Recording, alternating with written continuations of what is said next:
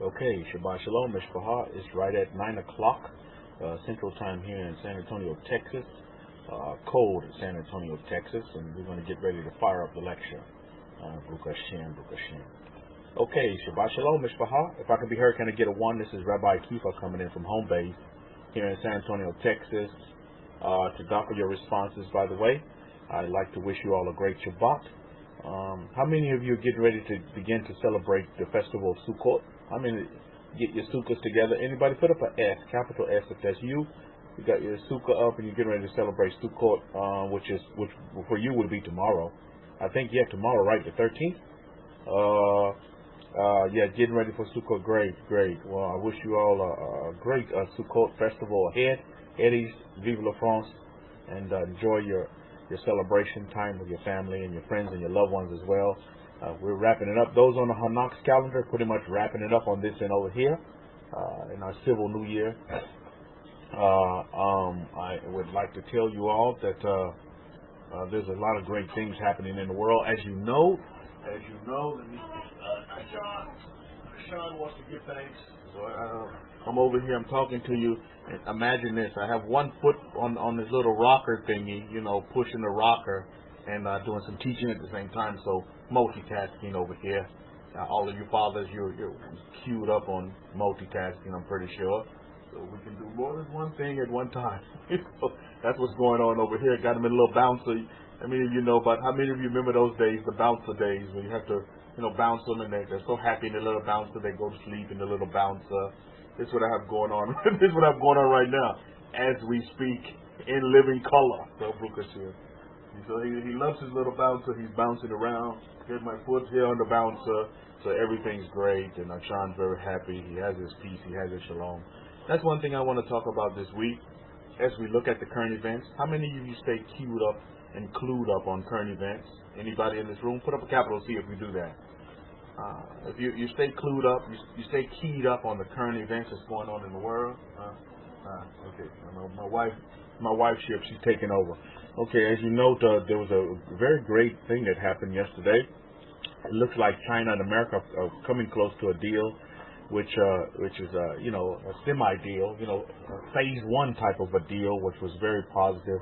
But what I want to talk about, and what I like to do as I stay up on current events, to offer your responses, by the way, what I'd like to do is listen to what the leaders say, because I think that's very important. Because at the end of the day, we understand this is that the Master, the Creator of the heavens and the universes, has placed these people strategically at this particular time in history to be a leader.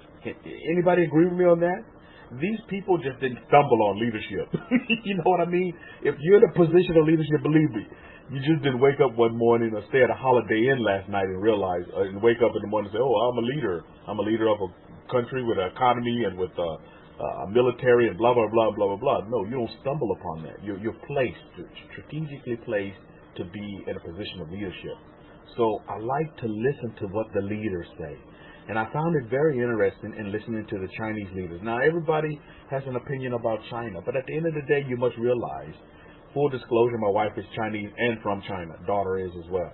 But full disclosure, that all of you know that already, but full disclosure is this, for those who listen to the MP3, you can get clued up on this, is that China is a communist country. You must understand that. They're not a free country. So it's almost like this, right? And I love China. I love living in China. I really do. I have a house in China. What the hell? But I love living in China. But I'll tell you this. It's almost equivalent to this. It's almost like us as the people of the books. How many of you in this room are a person of the book? You're a person of the book. As the people of the books. Put up a capital B if that's you. You're a person of the book. See, I want to get you interactive this day. And I want you to, be interactive, but in a positive way, because positive energy is going to come from all of these marvelous things that we're saying. And to offer your responses. Because now you need to put that positivity into action. And that's so very important. That's so very crucial and key. So for all of you that are persons of the book, it's almost like equivalent to this. You as a person of the book, and you have this neighbor, Billy, Sam, Joe, the Joneses, the Fords, whoever your neighbor is. And you sit there and you hold them accountable to God, Lion Princess, for your response. You hold them accountable to the Torah standard, the law of Moses standard, and you judge them based on that when they have no idea or clue about the laws of Moses. Because they're running with whatever power that they want to run with. Running with whatever God they want to serve. Yet you're judging them on a Torah standard. We kind of talked about this with Halloween last year. Did you guys get that lecture? You understand what I'm saying about people, little children coming up saying trick or treat and all this, and you give them candy and they're so happy, blah blah blah. That's the same. Since what if they come knocking on my door and I say, oh, I don't believe in what you're celebrating here. Matter of fact, I think it's evil, and slam the door in their face. But what is that? How can I judge them and hold them accountable with a Torah standard as a person of the book, as a person that have embraced the book, as a person that the book is my livelihood, the books of Moses, and my very livelihood, my very lifestyle? How am I going to hold my neighbor accountable? How am I going to hold that little girl that's knocking on my door for trick or treat accountable for that and judge them for that? When the laws of Moses are foreign to them. And the same way with the relationship between America and China. Now, I hear a lot of commentary about people putting down the communist government in China. It's a communist government. And you hold them accountable to a standard that's based on what? That's based on a free government. Are you guys get what I'm saying here? So it's like America is being very judgmental. And I know when it comes to the human rights thing, I get that. I fully understand that. But what I'm saying is that we have to be careful not to be putting ourselves ignorantly in a judgment seat by condemning a person, a government, a people, a leader based on a standard that we have set for ourselves. Now, if we bring that closer to home, we can base that, we can use that same standard in our relationships that we have with our spouses, relationships we have with our friends, relationships that we have with our family members as well. We have to guard ourselves against doing that. Anybody know what I'm talking about this day?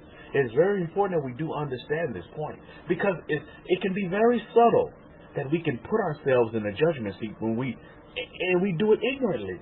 And before you know it, we condemn it or we shame it and we put somebody down and we basing it on the standard of how we live as the people of the books. When these people that we're holding accountable and we put ourselves in a judgment seat and we're judging, they have no clue what the laws of Moses say.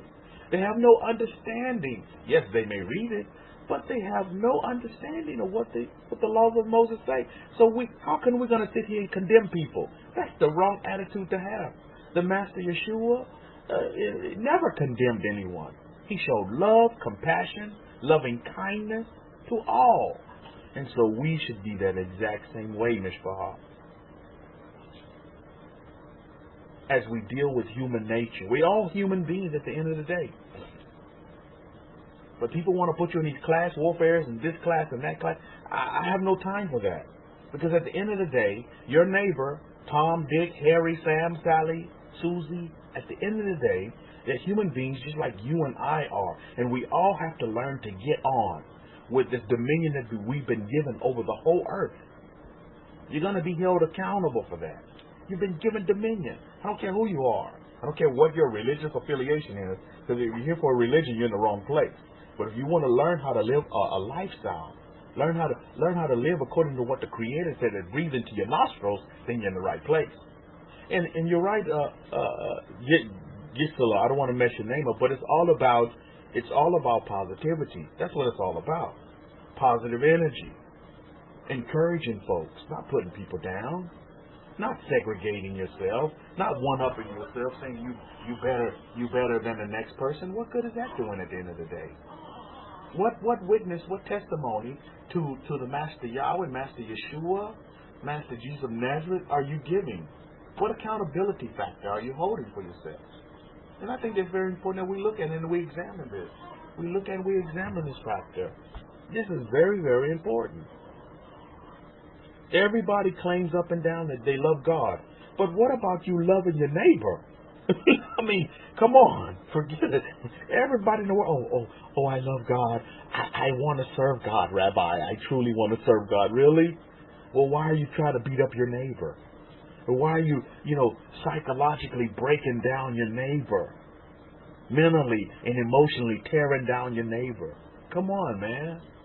Let's put all the words to the side for a minute and let's look at your actions. Your actions will speak louder than your words, children of the books. But it's very important that we listen to what leaders say. So as I heard the leadership of China talking in the White House, I found it very, very interesting what he said. As they're coming to a deal, they're trying to make a deal.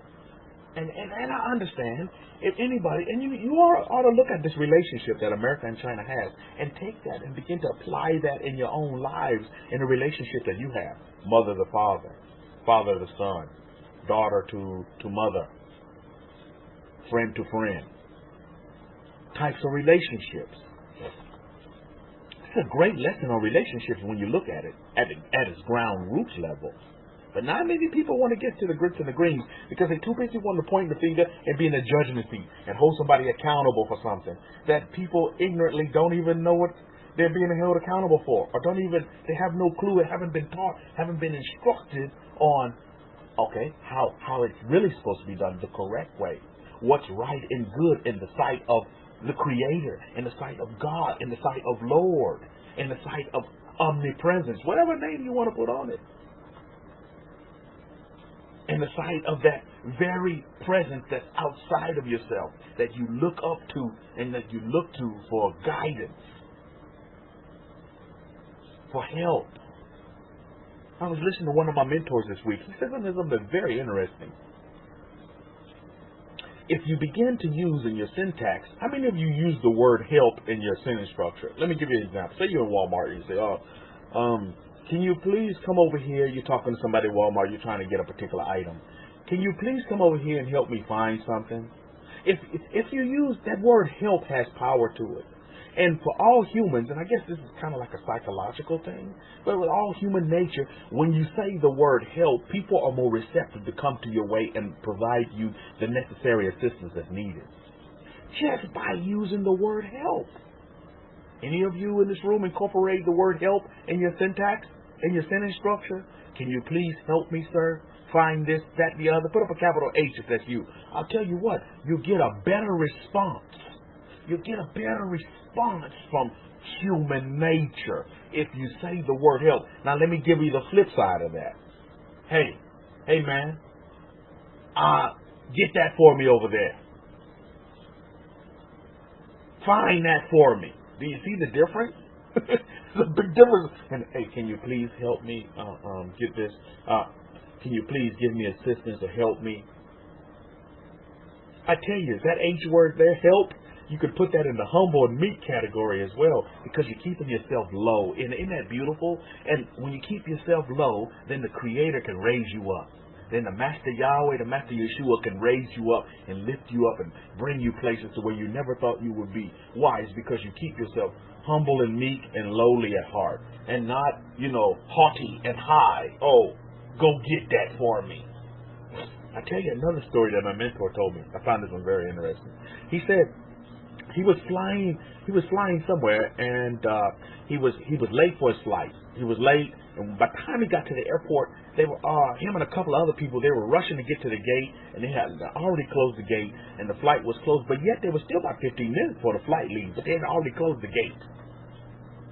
And so this one woman, she pulls up in this limo 20 minutes before the flight was leaving, 20 minutes before the flight was leaving. And she pulled up in this limo, and she gets out with a little dog, and she goes up to the people at the airline, and she said, get me on this flight right now. I'm late, and I need to be on this flight. And the man's like, ma'am, we're sorry. Matter of fact, she had cut in line because there was people in line trying to talk to the same guy at the queue up, at the counter there. But she went in front of the line, pulling up in a limo, all bougie and blah blah blah, all these other words that people want to use, this, that, the other, and the third. And she walks right up to the front of the line. Everybody in line, you all know what I mean. How many of you get that? People give you that look. You queued up in the line. You've been queued up in the line, waiting on your turn, and then somebody just comes and just cuts in front of all of you, like they're the next thing best to slice bread. See, that's that haughty, that highness attitude and characteristics that none of us have in this room, by the way. And so she goes up and talks to the man, the baggage man, and then says, look, you need to put my bags on this flight because I'm going to get on this flight right now. There's still time, and I have a ticket for this flight, and I want to be on this flight right now.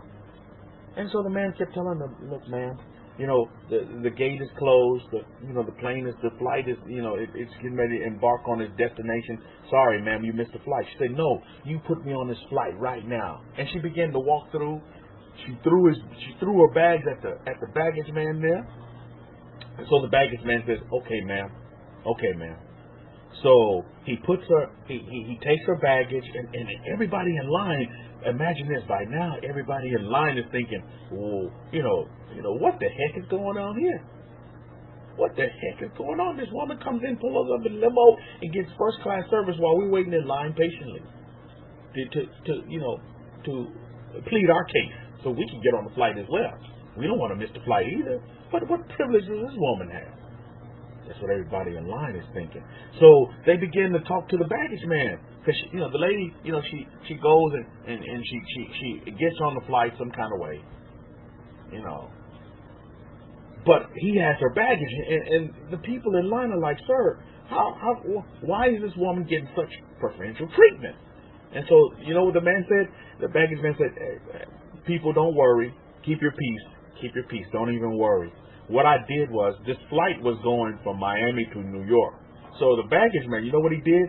He stamped her bags and processed her bags to go to Paris. You see what I mean? This is what I mean by the high and haughty. So her bags, Oliver, ended up in France. She ended up in New York, but her bags ended up in France. So do you see? Do you all get it, Mishpachah? There's a difference between your attitude and how you carry yourself. That's what's important. It has nothing to do with no religion whatsoever at the end of the day. Because here is no religious room here. Here is no religious room whatsoever. Can anybody tell me what a religious affiliation did the Master Yeshua ever say he was? Did he ever say what religious affiliation? Can anybody tell me? What a religious affiliation did he ever say he was in any of our writings? Did he ever say, oh, I'm this. I go to this church. I belong to this congregation. This is my pastor. Blah, blah, blah. He did not say with his lips what he was, right? But by his actions, by the Master Yeshua's actions, what can we tell? What can we glean? What can we realize what the Master was? Last time I checked, when you read in our books, he celebrated Hanukkah, the Festival of Lights. It's in our books, didn't he? Last time I checked, the Master Yeshua, he was what? He was circumcised, wasn't he? Yes, wasn't he? Last time I checked, you can read it in our books, that the Master taught in the synagogue, in the temple. Am I correct?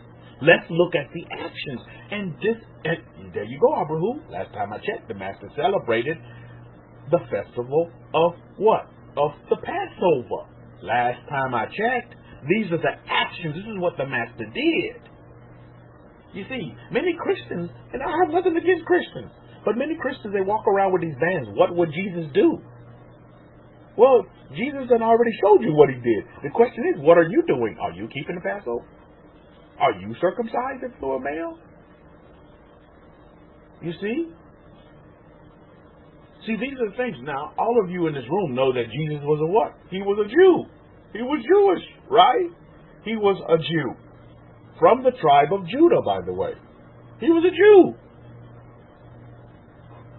Now, how you take that, what we know as facts on the ground, and take it and twist it, this is how you get all these other different religions. Everybody bases their religions off of our historical books, which we call the Bible today, a compilation of many, many scrolls. And from that, people extract information. And then they start their own religion. This is how you get religions. This is the birth of religions. You see what I'm saying? But something is extracted from our books to make their religion. Something, somewhere. They take some parts out. If you have a car, right? A beautiful car. What's your favorite car? I want you to name me your favorite car. What's your favorite car that either you have or that you desire and that you're scripting for yourself to have. Give me some names. Let's get interactive here. Favorite car. I'm a Mercedes man myself. I'm also a Nissan man, but I'm a Mercedes man. I like the Mercedes. Yeah, Jan is a BMW. Okay, BMW. I'm a Mercedes man myself. Okay, say like you got that Mercedes, you got the BMW, you got a beautiful car, just like the Jaguar. You got a beautiful car, you got the little Jaguar emblem on the front. I don't know if they're still doing that now. Some of the newer Jaguars, they have the emblem, but it's not how it used to be, but they still have it. You have the emblem of the Jaguar, which I think is just so stylish. It's so classy. And, it looks shiny. It's right to your specifications, colors that you want. The interior is just like you want it. And you're super happy. You're super excited that you're meeting your desires and your dreams and your goals are being fulfilled. And you're super happy. And believe me, God is happy when you're in that way. Because at the end of the day, God's commandment is just for you to be happy. You're doing the will of God if you're happy. And you're full of peace and you're full of love and joy. That's it. You're meeting your marks. Baruch Hashem. We give thanks for that. But then you have this wonderful, beautiful car on the outside. The exterior is just like you like it. Interior is just like you want it. You got the leather seats with the seat warmer and all this, that, the other, and the third. And you got the navigation like you want it. For some of you, maybe Tesla. That's another one I'm going to get. A Tesla. I'm going to get one. Tesla. That's next on the list with my Mercedes and Tesla together. Yeah, that's next. And you got all the specifications just like you want it, color like you want it, tires like you want them. But then when you look up underneath the hood, and this is what's happening with, this is what happening with religions. This is what they do. They go to that wonderful car that you love, and they just begin to they'll pull the alternator out. They'll pull out the electronic system. They'll take only that piece out, and then they'll go on their way. Now, what happens to a wonderful car on the outside when you go to try to crank it up without the alternator in it, without the starter in it? They just take the starter. Can you get from point A to point B in that car now? Anybody tell me? In your nice BMW, in your nice Jaguar, in your nice Mercedes, are you going to be able to get in that car and crank it up and get from point A to point B? And that's my synopsis of religions. That's what they are. They cannot get you from point B. How many of you know what I'm talking about? Because I'm a product of many different religions. And I say that in a humble way. And I say that in all humility. And I say that in all, with a lot of passion as well. I'm a product of religion. I was born into religion, by the way. And been conditioned by religion for a majority of my life thus far. And but Baruch Hashem for the awakening. You see, Israel was in the slumber for a minute, but now Israel, world over, is being woken up out of their slumber, out of their little sleep. They're coming out of that time capsule. And that's a beautiful thing. It's a beautiful, beautiful thing as I'm beholding it with all of you in this room right now. As everybody, lottie-dottie, want to get connected back to the DNA of El Shaddai. Because that connection cannot be replaced. You may try. How many of you tried to fit that DNA piece with all these other things and retrofit it, but you find that it doesn't work? And just like that shiny car, the beautiful car that you want, when you begin to take parts out of it, the car don't run right. It won't get you from point A to point B on your journey. How many of you believe you're on a journey this day? Life is a journey. Anybody believe that? Anybody believe that life is a journey? Now, what if you're on your journey, but you can't get from point A to point B? You can't make $1 out of 15 cents. Well, what's the purpose of the journey if you can't do that? And this is where a lot of people do many bad things to themselves. That they disappreciate life. It's because they can't get on with point A from point B. And then you hear people that decide to take their life, decide to do many other things, and decide to hate their life because they can't get on. They don't have the proper tools to get from point A to point B. See, religion will leave you like that. You're just going in circles. You don't get from point A to point B in your journey. Whatever your point A to point B may be. Some of you, your point A to point B is just happiness. From hate to happiness. Ooh, that'd be a title of a good lecture. From hate to happiness. Some of you, your point A from point B is peace. Some of you, your point A from point B is joy. Some of you, your point A from point B is love. See, because when you look at society today, a lot of people are busted and disgusted, and they're depressed and broke. And so what does that put them in a state of? A state of unhappiness. They don't have joy. And a lot of folks, from what I see is my study of human nature, study my human nature around me, their big thing is that, they just don't have enough money. Money makes them happy. When they have money, they're very happy. When they don't have money, they're not happy. That's what I'm noticing. That's what I'm noticing. That's what I see.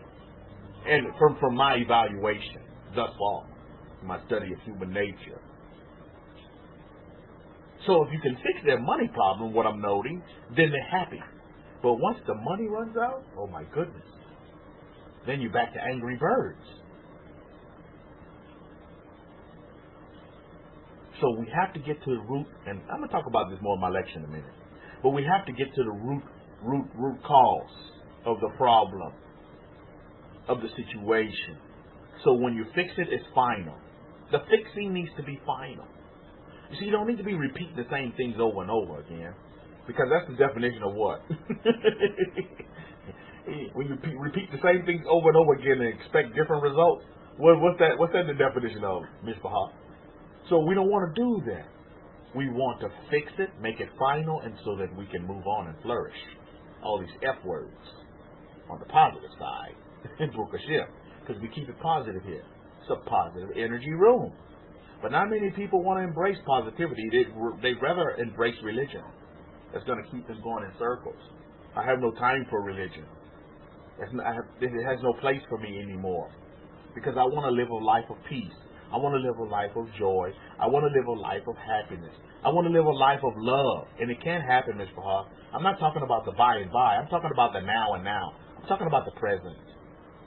Presently, in present state. That's a beautiful thing, isn't it, Ms. Baha? But it's achievable. How many of you are achieving it now? You're achieving it right now in your present state. You're happy. You have your peace. Yet you come in the room and you say, shalom. Oh, shalom, Rabbi. Shalom, shalom, shalom. Yet you hate your neighbor. What is that? Yet your actions toward your neighbor are not favorable. What is that at the end of the day? Hypocritical, maybe? I'm not here to judge you, but you need to judge yourself. You need to be in the judgment seat of self. And so when I heard the leader of China talking, I found it very interesting. Because he said this.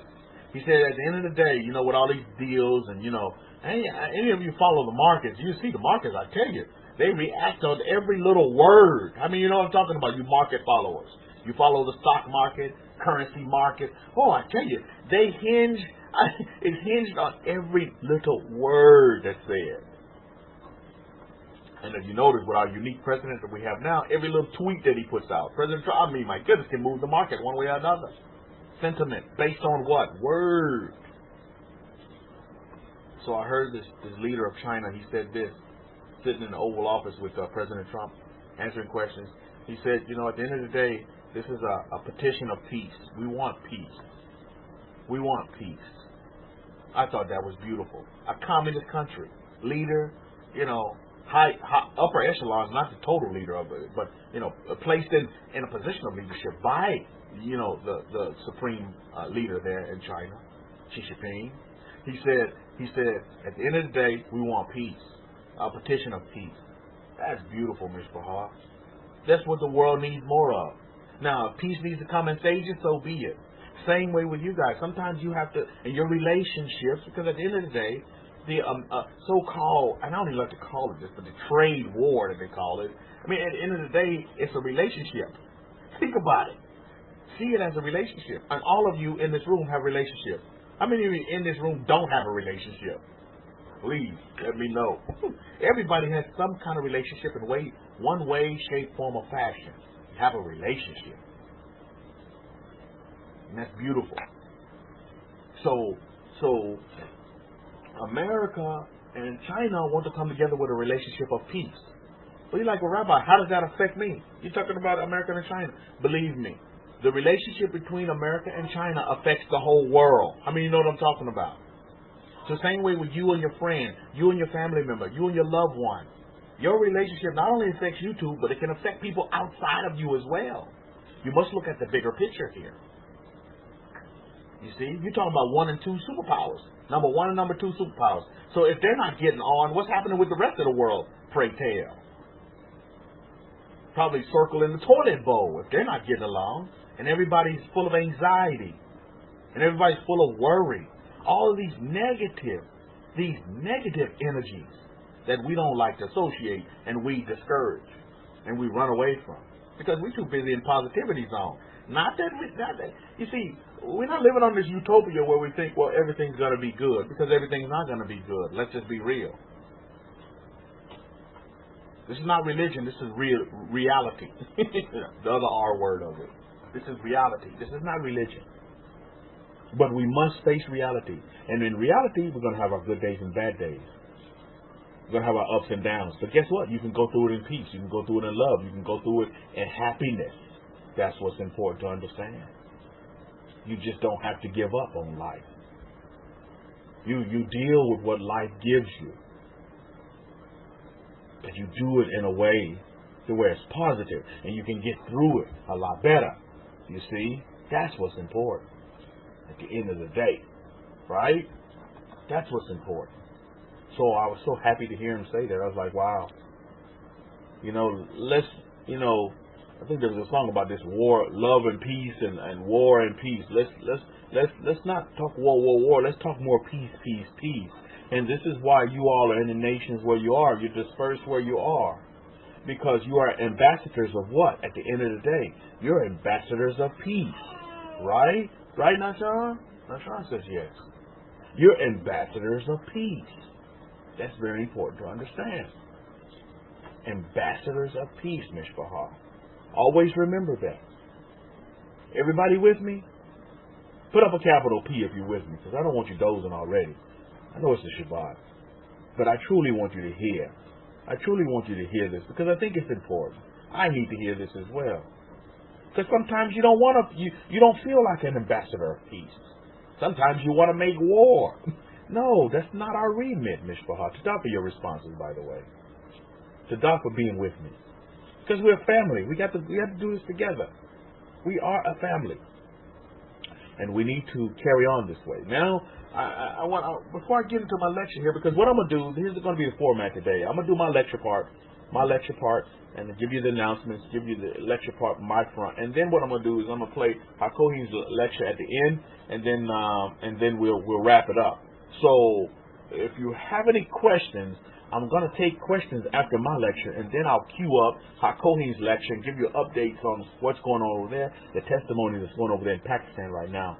Awesome things are happening, Mishpachah. And I'm telling you, remember I told you before, every time Hakohin goes somewhere, things happen. Things will be revealed. Things are happening. And that's what's happening now. So we're making history, Mishpachah. I'm going to tell you about this in just a minute. We're literally making history right now as we speak. And when I say making history, I'm talking making with a capital MAKING. We're making history. We're making history as we speak. So let me get more into that in a minute. But I have a joke for you. I need to tell you this joke. It's a very interesting joke, quite funny as well. There were these 3 preachers, and they were out. They were in travels together, going to a particular convention. Because preachers like to have conventions where they can talk and do these big speeches and talk many things and feed their sheep, because they're preachers and they're pastors, so they must feed their sheep. You know what I mean? You know what I'm talking about. So these 3 preachers, they were on this plane together, just taking this trip together, and they were going to this convention where all their congregations were. Well, the weather was bad, and so they couldn't meet up with the congregation in another city, another state. So they were delayed. So they had a layover, and they had to stay overnight. And so the airline made arrangements for them to stay in a hotel, this, that, the other, and the third. So the 3 preachers, they get to the hotel, and it was like, wow, we're away from our congregations, we're away from everybody. We should do things that we normally don't do. Because, nobody's around. We can just do whatever we want to do. So there were the 3 preachers began to talk to him. The first preacher said, you know what? I want to go have a drink. So then he goes and have a drink. And then the next preacher says, you know what? I just feel like cussing. So he just begins to cuss like a sailor. You see, he just begins to cuss because nobody's around. You know, the congregation out there. So this preacher begins to cuss like a sailor. And so then the third preacher, he was just over there very quiet. And so those two preachers were like, hey, why are you very quiet over there? He said, because when I get back to my congregation, I'm going to tell them. I'm going to tell everything that y'all did. Because guess what he is? Can anybody guess what that third preacher was? What his thing was?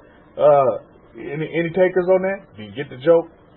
Anybody get the joke? There you go, y'all. One with it. He was a gossiper. he said, so he was going. He said, yeah. He said, and he's just super quiet over there. The third preacher. Yeah. He said, they're like, well, why are you so quiet? He was like, well, because when I get back to my congregation, I'm gonna tell them everything that y'all did. So he was a gossiper, indeed. So that's the joke. That's the preacher joke of the day, right there. I thought that was very, very, very good joke, very interesting. And there's a lesson to that, Mishpahah, that I would like to talk about for a minute as well. It's like when you, regardless of how many of you heard when the cat's away, the mice will play? You ever heard of that before? Anybody ever heard that slogan said before, that when the cat's away, the mice will play? But you see, when the cat's in the house, the mice do no playing. And I remember my grandmother, the old Creole woman that she was, she always say that, that an idle mind is the devil's workplace. How many of you ever heard that before? My grandma used to tell me that. Don't be idle, because that's when you can get into trouble. And grandma was right. Because when I wasn't staying actively busy doing things, I would always try to seem to get into some mischief, get into some drama that would make me get hit by my mama, and which was, not too good, because it wasn't just mama. Then it was coming down from the neighbor. Then it was coming down from grandmama. Then pops would get home. Then I get stuff from pops. So it was just like a trickle down effect. So it's very important that we understand this, is that whether we're around certain people or not, it shouldn't matter, right? At the end of the day, is that we should always be consistent in what we do, regardless of who is around. Do you get that? You get the point in that? You get the lesson in that? You see, this one time, this mother that's been teaching her 5-year-old son to wash his hands after he comes out of the bathroom. Been teaching him this, been teaching him this. So one day the son goes up to the mother and says, "Hey, Ma, when there's nobody else in the bathroom and I just finished using the bathroom, do I still need to wash my hands?" Do you get the great opportunity for a lesson in that, little Johnny? Whether somebody's around or not, you still need to wash your hands. Do you get it? Whether leadership is here or not, whether you're in this power talk room or you're out there operating your 6 days of labor, it doesn't matter. That shouldn't change the person who you are. That shouldn't change your activities and the actions that you take. You understand what I'm saying? That's so very important. So very important to understand. That shouldn't change your behaviorism or mannerisms. You should be the same person, whether you're here, there, or everywhere. It doesn't matter. That's from the Dr. Seuss books. I love reading those books. But it doesn't matter. It shouldn't matter whatsoever. Consistency is key. I'm teaching that to my daughter right now. Is that consistency is key to success. If you want to be successful, do something that you know is successful, and then replicate it. Just keep doing it. Just keep doing the same thing over and over. You don't have to recreate the wheel.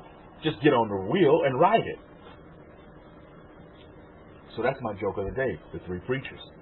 They had a layover. So the announcement that I want to talk about, the history-making part, is this: is that right now, Hakohin is in Pakistan, not right at this moment, but over there in his travels, he has a student over there that's actually making copper-plated mezuzahs, 10 Commandments. They're going to be copper-plated, Mishpahah. No time in history has anyone done this. You can go to any Jewish store, any Ashkenazi, any Safari Jewish store and you will not find copper-plated 10 Commandments. How many of you know what I'm talking about? Copper-plated. This is what we're talking about when we talk about you etch these words on your doorposts. That's copper plate. They were using copper back in ancient times, and they would write them on there. They wasn't using these, lovely mezuzahs that we see today in the Jewish stores. No. These were copper plated. They were etching. They were actually putting it in right on the houses. If not, using the copper plating, they were actually, embedding this into the foundation of their homes. We're going back to those forever ways. Those days of old. And that's what the title of my lecture is, the days of old. And so what's happening is we're getting templates made, copper templates made, right now as we speak, and I did this in honor of Nakshan, by the way. And we're doing it for the mezuzah, the 10 Commandments. We're also doing it for the 42 names and the 72 names.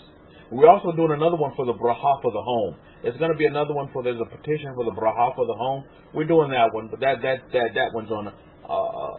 That's our fourth one. These are the four that are in operation right now as we speak. We're getting copper templates made so that we can do this. Now these things are going to be, from what I understand, a little bit on the heavy side, so we're still working out the weight of it. But if there's anyone, if you're interested, now this is what you have to do. Listen to the instruction. If you're interested, you need to send an email to our website and say, Rabbi, now let me tell you what the halal. This is a great mitzvah for sure, but let's get with halaha. Halaha is that you have to have 10 commandments as a must. 72 names, I don't know who wouldn't want that in their house. 42 names, I don't know who would not want that in their base. Who copper-plated? My goodness. So this is history being made. And what we're doing, we're right now. It's in the infant stages right now. But I can see this.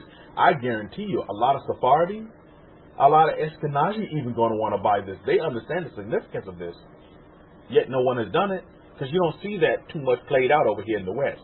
But in the East, they still using copper, making copper plates, copper bowls, copper this, that, the other, and the third. It's very popular over there. Working with their hands. Now it's a little more technical savvy, but still working with their hands. So this is the history that I'm telling you about this day. And if you're interested, now I know the first 3 templates for sure are going to be the 10 Commandments. That's going to be number 1, the 72 names and the 42 names of the Master Yahweh. So the God of Israel. So if you're interested, please send an email into us and let us know. Let us know. It's going to be very, very important that you do so. You're going to have to contact us. Go to our website. You can contact us via email. Let us know that you're interested. This is your call to action. You have to take action and say, okay, yeah, I am interested, because these things are going to be shipped from Pakistan. They're going to have to be shipped from Pakistan. Once the templates are made, then he can just, mass produce them with his machinery and his technology that he has over there. But the original casting of this, Eddie, I don't know if people understand, this is like totally awesome. Do you know how many homes this day have copper-plated menorahs on their gates right now as we speak? Probably the percentage is like less than 1% out of the 350 million people here in North America. Think about this. This is historical. This is heavyweight stuff here. So we're looking at the price range to be around maybe $40 to $35, because we're trying to deal with this weight situation. I gotta wait till I get the first shipment in so I can see what the weight's gonna be. Because regardless, at the end of the day, this mitzvah is for nobody but my home. I don't care. It doesn't matter. If none of you don't want it, doesn't matter to me. None of you two want it. None of the Ashkenazi, none of the Sephardi. If you don't want it, that's perfectly fine with me. Because that, at the end of the day, that's the mitzvah for my house. I just want it for my bank. You see, just for my bank. But we're opening it up to others. Because initially I was just like, I'll do it. I'll do it. I'm in. I'm all in, Hakohi. I want this for my house, and for Nashan's house, and for my daughter's house if she wants to put them up in her house. No worries. because I understand that this is my heritage, this is my way of life. This is not a game to me. This is very serious, and I'm putting all my energy behind this. So the copper plates are going to be made in honor of Nakshan, my son Nakshan. That's in honor of him. The copper plates are being made and being circulated. The energy and the finances are being circulated. I'm dealing with that end, and that's in honor of Nakshan. But so the blessing is going to just keep coming to Nakshan, and the more people that circulate monies and buy these necessary Torah tools for their homes, and Nakshan's the blessing is all coming back. What a great mitzvah! What a great mitzvah! What a great mitzvah! So these things will be available.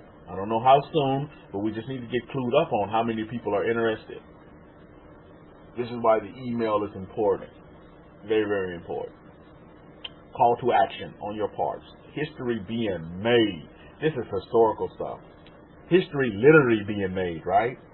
So if you want to take part in that, please let us know. If you don't have an email, you don't know what the email is, you can call me. But you can go to our website. It's posted right there on the top. I posted it, forever-israel.com. I would encourage you to go to the website because there's a lot of great things on there as well.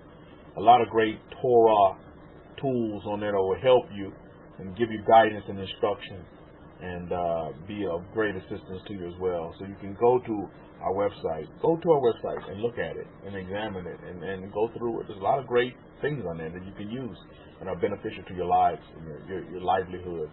Your way of life as you continue to live it. So just by show of hands, if anybody's interested, put up let's put up a capital T for Torah, because this is all Torah based. Put up a capital T if any of you just interested. You're like, Rabbi, that's copper plated Ten Commandments.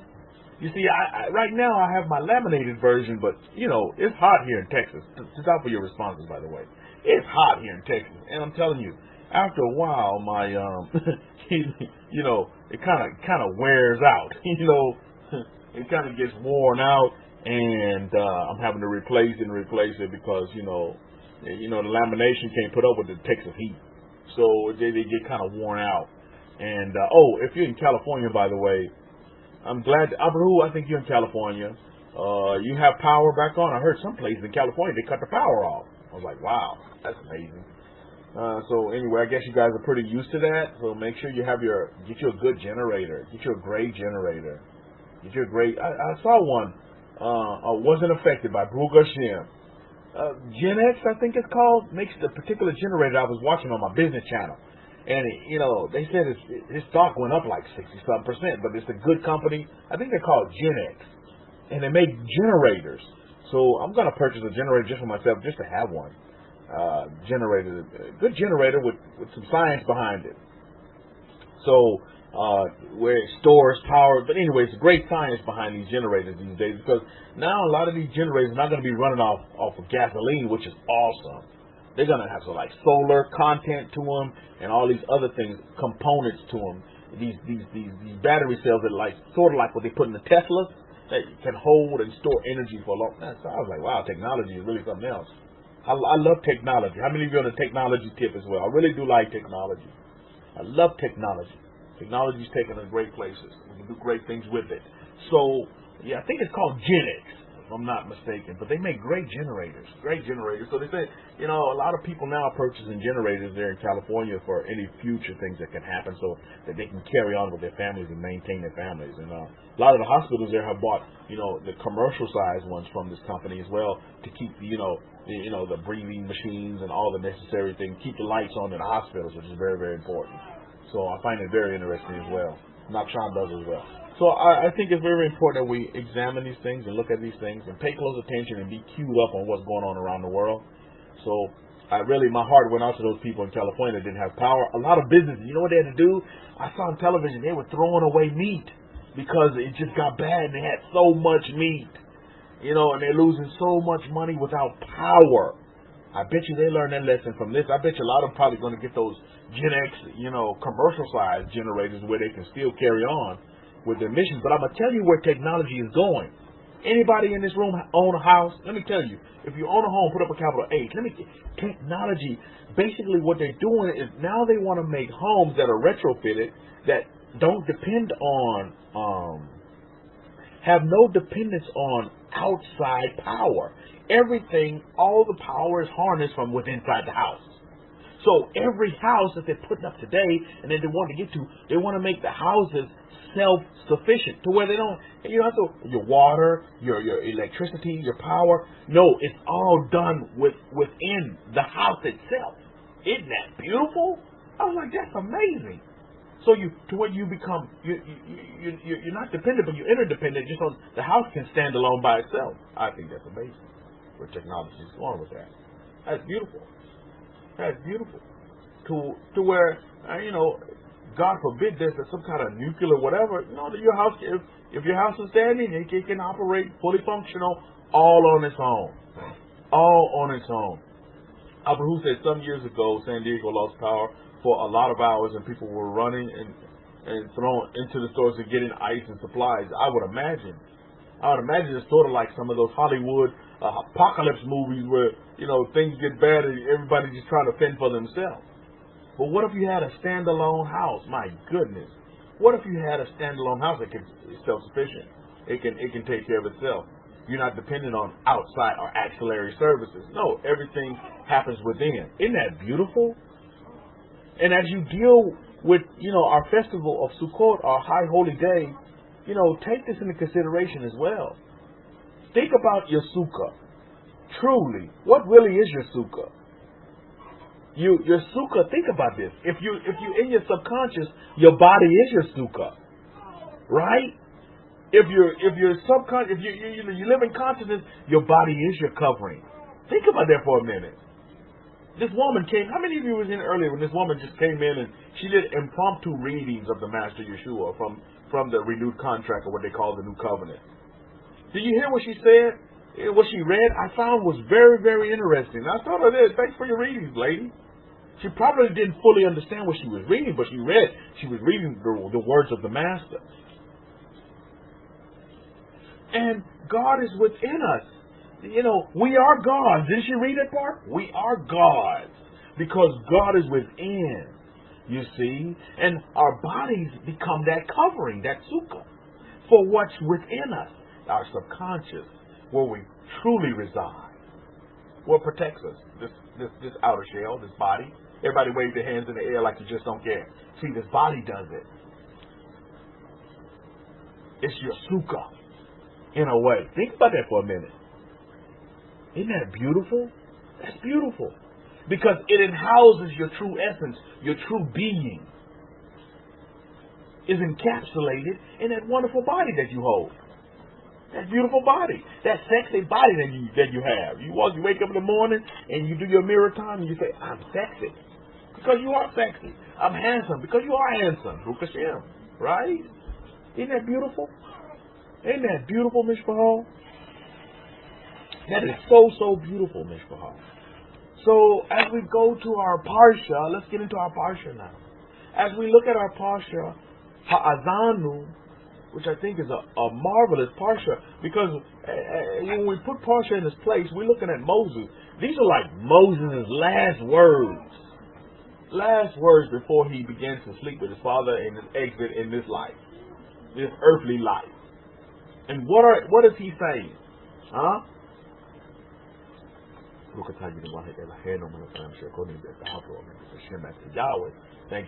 Thank you for this wonderful tea. I love tea. So what is Moses telling everybody on his exit from earth? Exit from this earth. What is he telling everybody? What is he telling the family? This great leader, great prophet. Let's examine it. And so what I did was I titled this lecture Days of Old. When I say Days of Old, what comes to your memory? What comes to your mind when I say the days of old? Anybody? What comes to your mind when I say that? Oh, these are the days of old. We're in the days of old. Matter of fact, I live the days of old. That's who I am. The days of old. Any takers? I know you may have to think about this for a minute. But when we say days of old, what does that mean? What does that mean? Eddie says Abraham's time and even Enoch's time, the days of old. What does that mean to you? Abraham's time, ancient, yeah, days of old. Ancient times, ancient ways, Abrahu, I like that. You think about Noah, the days of old. And I would encourage all of you listening via YouTube as well to consider this, the days of old. Because what you must understand is that a lot of times, everything has to be new to be popular. Am I correct? The newest gadget, it's popular. The newest new of the new, then that's popular. But I would encourage you to flip it. What's old and ancient is actually what's tried, tested, proven, and what really is should be popular. But do you see the flip? The script have really been flipped, right? What's new is what's popular. What's in now? Do you see what I mean? I'll tell you, what's the newest Nike that they have out? You see what I'm saying? Yeah, woman says the oldies but goodies. Indeed. You see, we have to look at these days of old. My life, my lifestyle, my livelihood is based upon the days of old. Hadn't always been that way, but now it is. My very livelihood is based upon the days of old, because I understand the days of old have been tried, tested, and proven. Let's read from some of the words of Moshe, from Moses, of Musa. And what is he telling the children of Israel in his exit from earth? What's he leaving them with? As I know a lot of you probably already read your parsha, but I want to just touch on a few things here real quickly, dealing with the days of old. Let's look at Deuteronomy chapter 32, starting at verse 1. Now listen, if you don't have the Abrahamic-Faith Bible, I would encourage you to get this Bible. It's going to really help you with your study. It's going to really help you get on with living your life and being successful and being full of love and joy and peace and humility and just staying in a state of, regardless of what comes your way, because you're going to get good times and bad times, but you always have a source. You always have that backbone that you can turn to. That subconscious is going to keep you real with reality, and it's going to keep you in a state of peace, love, and joy and happiness. It's going to pull you out of that depression. It's going to pull you out of that anxiety and all these other factors that are out there. Fear factors, I call them. So if you don't have the Abrahamic-Faith Bible, you can purchase it on Amazon.com. Abrahamic-Faith Bible. If you want a hard copy, you can go to Lulu.com as well and get the hard copy as well. This will be very beneficial to you. And maybe some of you want to circulate some monies and get some of these, get this, I call it the Torah tool. The Torah tool. Get this Torah tool and put it on some of your family member Christmas trees. This is a good season for you to get it. How many of you had plans on doing that anyway? You're going to buy a couple of, Abrahamic-Faith Bibles and put them on the Christmas trees of your family members, friends, and loved ones. You should do that. It really helps them. It really guide them, because you can't go wrong with a Bible. You see. Can't go wrong with a Bible. So, if you like, that'd make a great gift for somebody. Truly a great gift. Truly a great gift. So if you want to do that, then so be it. Do it. That'd make a great gift. Or maybe some of you haven't even considered that. Maybe that's a thought. You're dealing with a coworker or somebody that's close to you, and they do celebrate Christmas or whatever, or their birthday's coming up. It'd be a great gift to give them, right? What better gift to give them than the Abrahamic-Faith Bible? So that maybe they'll help them get some understanding and help them give them some instruction. Not pressing it upon them, but I'm pretty sure most of your family members, friends, and loved ones read the Bible. You're just giving them another what?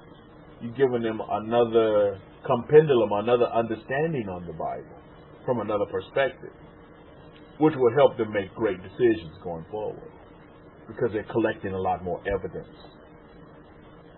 So something to consider. So let's look at this. Let's look at Deuteronomy. Oh, by the way, I'd like to say this as well before we get into the readings. We have a family member here that just recently had some health issues. His name is Joel James. I would like for you to keep him in your petitions, your prayers. He's in recovery now, but I think he had some kind of bout with a stroke or something like this. Keep him in your prayers. He's in recovery now.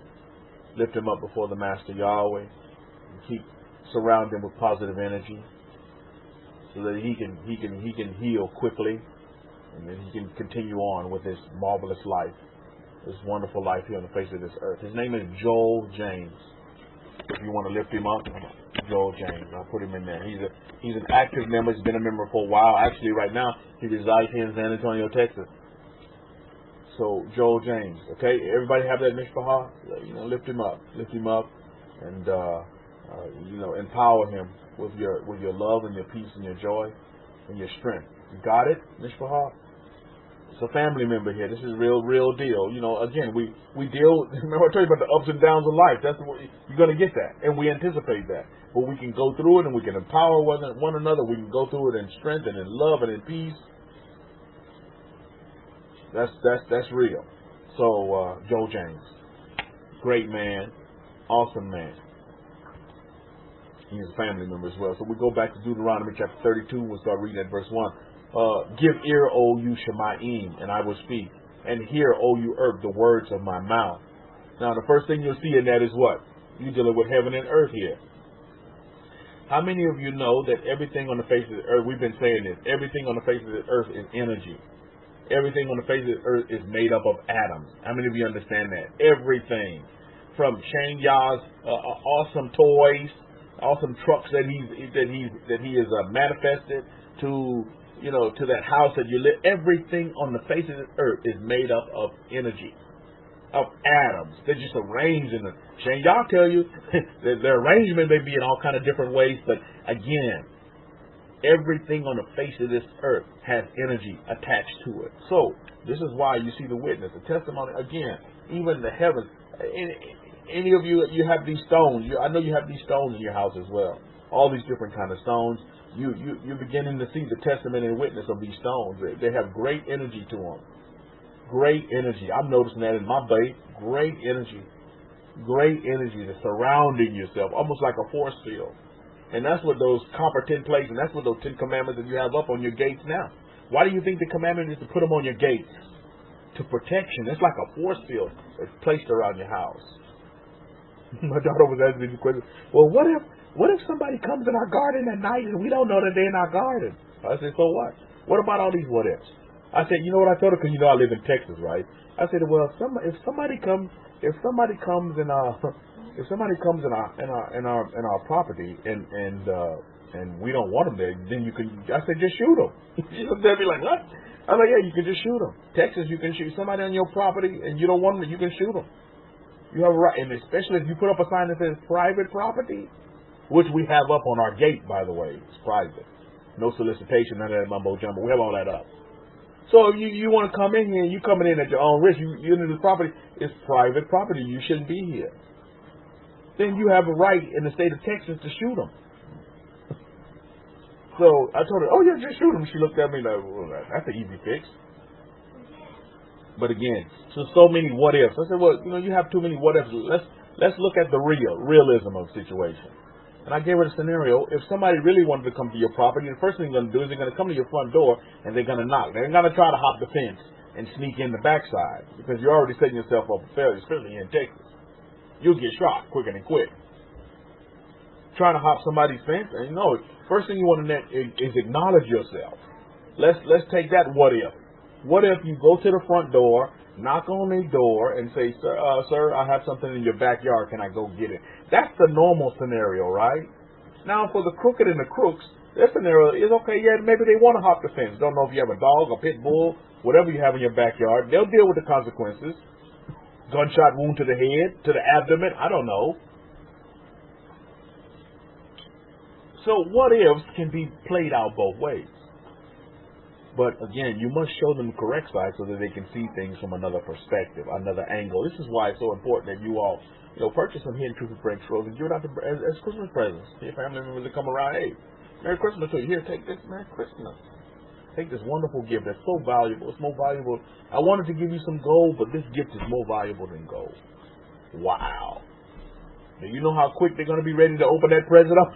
Huh? This is more valuable than gold? Okay. Oh, they're going to quick to get that present open really quick. But it is. It's more valuable than all the gold and diamonds and jewels in the world. Right, Mishpah? How many of you can attest to that point? The Abrahamic-Faith Bible is more valuable than all the jewels in Africa. The earth, unearthed, and still in the earth.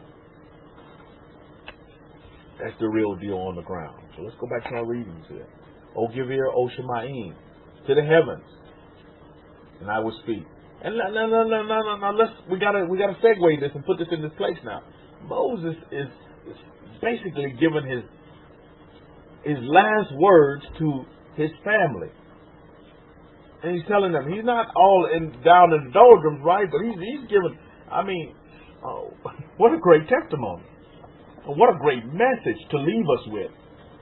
Because how many of you right now are part of Moses' family? Anybody here part of Moses' family?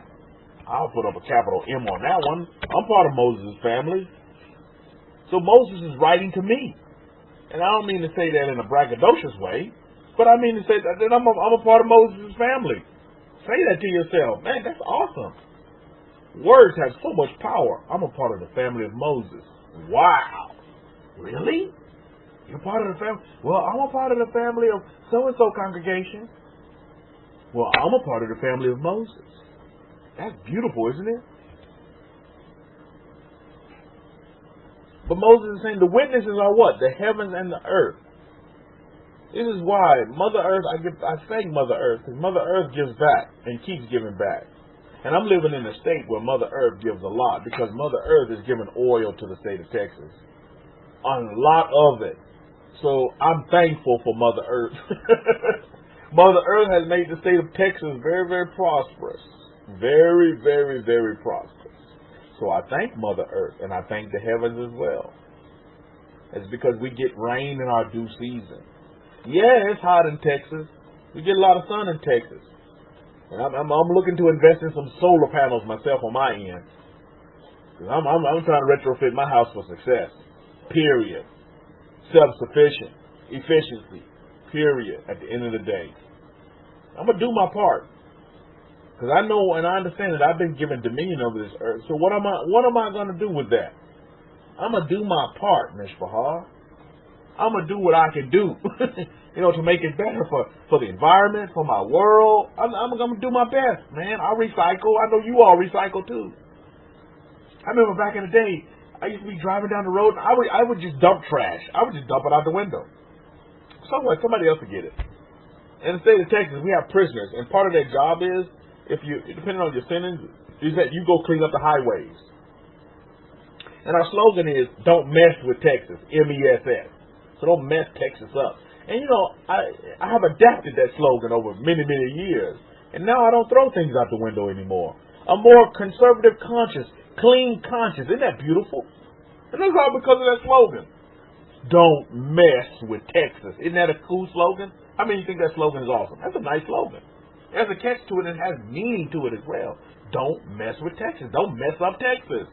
Don't be here throwing your trash everywhere. I'd be the first to throw out my little Twinkie wrapper out the window. Twinkie wrapper going out.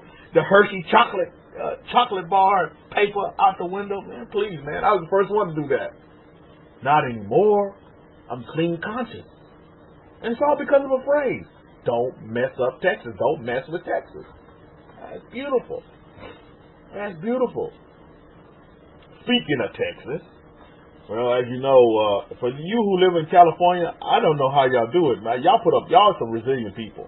Y'all are some really resilient people. But now the numbers are really starting to come out. People are leaving California by the droves. And you Californians in the room, put up a capital C, you from California. Now, are you guys hearing this in California as well? Because I don't, because I live in Texas. But is it true? Do they say this in California? That, a lot of people are leaving the state. Do you actually hear that? Do you hear people saying that? Like, yeah, do your news media, do they tell you, hey, yeah, there's a mass exodus of people out of California? Do you guys hear that? Because believe me, Abu says, I'm from Cali. He says, I see it on the internet.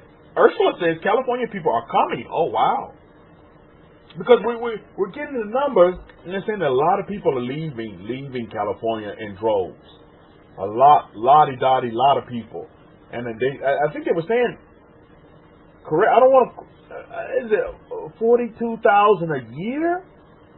Somewhere around in there, people exiting California. For whatever rhyme or reason. Now, you've been told here a long time ago that, you may want to look at getting out of California by the Kohen many, many years ago. Make an exodus for some of these other states that are more conducive for raising a family, having a great, successful business, and keeping lights on for you. So you may want to consider these things going forward as well. And that's just a side note. Let's get back to our readings. Because, the heavens and the earth, they're giving witness to the world. And Moses is saying the same thing in Deuteronomy chapter 32, verse 1. O give ear, O you Shemaim, and I will speak. And hear, O earth, the words of my mouth. Look at verse 2. My doctrine shall drop as a rain, and my speech shall drop as the dew. And all the small rain upon the tender herb, and the showers upon the grass. Isn't that beautiful? You see, that's how Torah is. Torah can be light, and Torah can be heavy. How many of you understand that? It just depends upon the individual. You see, that's how flexible. You see what Moses is saying there, and I'm paraphrasing, I'm putting it in the 2019 terms. In the tribe of Judah terms, is that, Torah is just like the Master said, my yoke is easy, and my burden is light. And it just depends upon the individual. It's the individual. Torah is flexible for you. It's flexible for the beginner in the Torah, makes it simple, but yet there's complexities in the Torah that you can get deeper to as you progress in the Torah, as you begin to peel away the layers of the Torah. Torah is not one of these things you can set and forget. No, you have to maintain Torah. Can't forget about it. Because I'm trying to tell you this day that we must remember the days of old. Don't forget the days of old, remember them. Because that's where our success lies, in our days of old. Except we came out of that. Remember I told you, when something's working, all you have to do is repeat it. You don't have to change it up. But we changed it up, didn't we? We changed it up big time. But that's okay. Because change is good. And now guess what? We can change it back. We can go back to those days of old. So Torah can come down and say, we have to be careful of this point, just like what Moses is talking about here. Sometimes when we get around our friends, we want to shower them with the Torah. We don't want to give it to them in due form. Because some of your friends, your family members and loved ones, they like that tender herb. You throw a hurricane on that tender herb, what's going to happen to it? That tender herb is going to be destroyed. It's going to be a disaster. The tender herb is not going to survive. It needs that dew-like rain. Torah is rain. How many of you can agree with Moses as being from the family of Moses? Moses says the Torah is like rain, baby. Isn't that beautiful? How many of you need some rain? I'll take rain for 500, Alex. For 1,000, give me some rain. Rain on me. I know Christianity have some great songs. Rain down on me. Rain down. Y'all know them songs. You sit there and you got your hands raised up. It's during the praise and worship. I mean, remember them days in Christianity. Oh, it's time to do praise and worship. And you got tears flowing down from your eyes. Not to say you wasn't genuine. The stuff was real. And you got your hands raised up towards the heavens. You say, rain down on me. Torah is that rain. Some folks in their relations don't have that Torah rain. They have pots and pans and knives being rained down on them, and that's real. But Torah is like a rain, and it can come down strong for those that are rooted in the Torah, and you've been growing for a while, and you need that strong rain. But at the same time, it can come down like that on that tender herb, just as dew. Just enough water for you, for what you need and when you need it. Isn't that beautiful? That's the beauty of the Torah. It's totally flexible, Ursula. It's flexible for you. And then once you learn how to flex it, who's going to teach you how to flex it? But the sons of Aaron. There are teachers in the family. And they'll teach us how to flex that Torah so where we can flex it. Sometimes we need to use our muscles, sometimes we don't. Being from the state of California, you'll know about this as one of your former governors, Arnold Schwarzenegger. He's flexing his muscles. He was a bodybuilder, as you know, amongst other things, amongst other talents. And I read his book, and he talks about, he said, you know how I got successful? by repetition. He said, man, all these other people using all these big weights. He said, I wouldn't do that. He said, I would lessen my weight and I would do more repetitions. And thus I could flex more and then you could see more of my definition because I would just do more repetitions. I would just repeat, repetition. And you see, that's what turns in the Torah, when we look at Torah, that's what turns that tender herb into something that's grounded and rooted, and roots are deep in the earth, in Mother Earth. Well, how does it get to that point? Repetition. And then that tender herb can grow. Isn't that interesting, Eddie? That's totally interesting. Because he said most people have the mindset, oh, you got to use all this big weight, and you got to put all this big weight on there and break your back. No, you don't. He said, no, you don't. He said, no, you don't. He said, no, you use less weight, but you do more repetition. And that will build your muscles for you bodybuilders. That will build that definition that you want. You can flex the flexibilities of the Torah. So what do you think? What do you think the recipe? Hey, again, who do you think had the recipe first? Arnold Schwarzenegger or Moses? Think about this. Same with that repetition is key. For the children of Israel, for the family of Jacob, for the family of Moses, is that repetition is key. But not only any repetition, you must be doing proper repetition. And it doesn't matter what weight that you use, because you can be that tender herb. Or you can be booted and rooted, Baruch Hashem. Like the grass. You see, the grass needs a different type of rain than that tender herb needs. And Torah is your huckleberry, because Torah can suffice. Torah can give you that the little rain if you need it, or it can give you those showers if you're that grass. Baruch Hashem. Thank you, universe. Thank you, Master Yahweh. Thank you, Master Yeshua, Jesus of Nazareth. Do you see it, Mishpahah? It's that rain.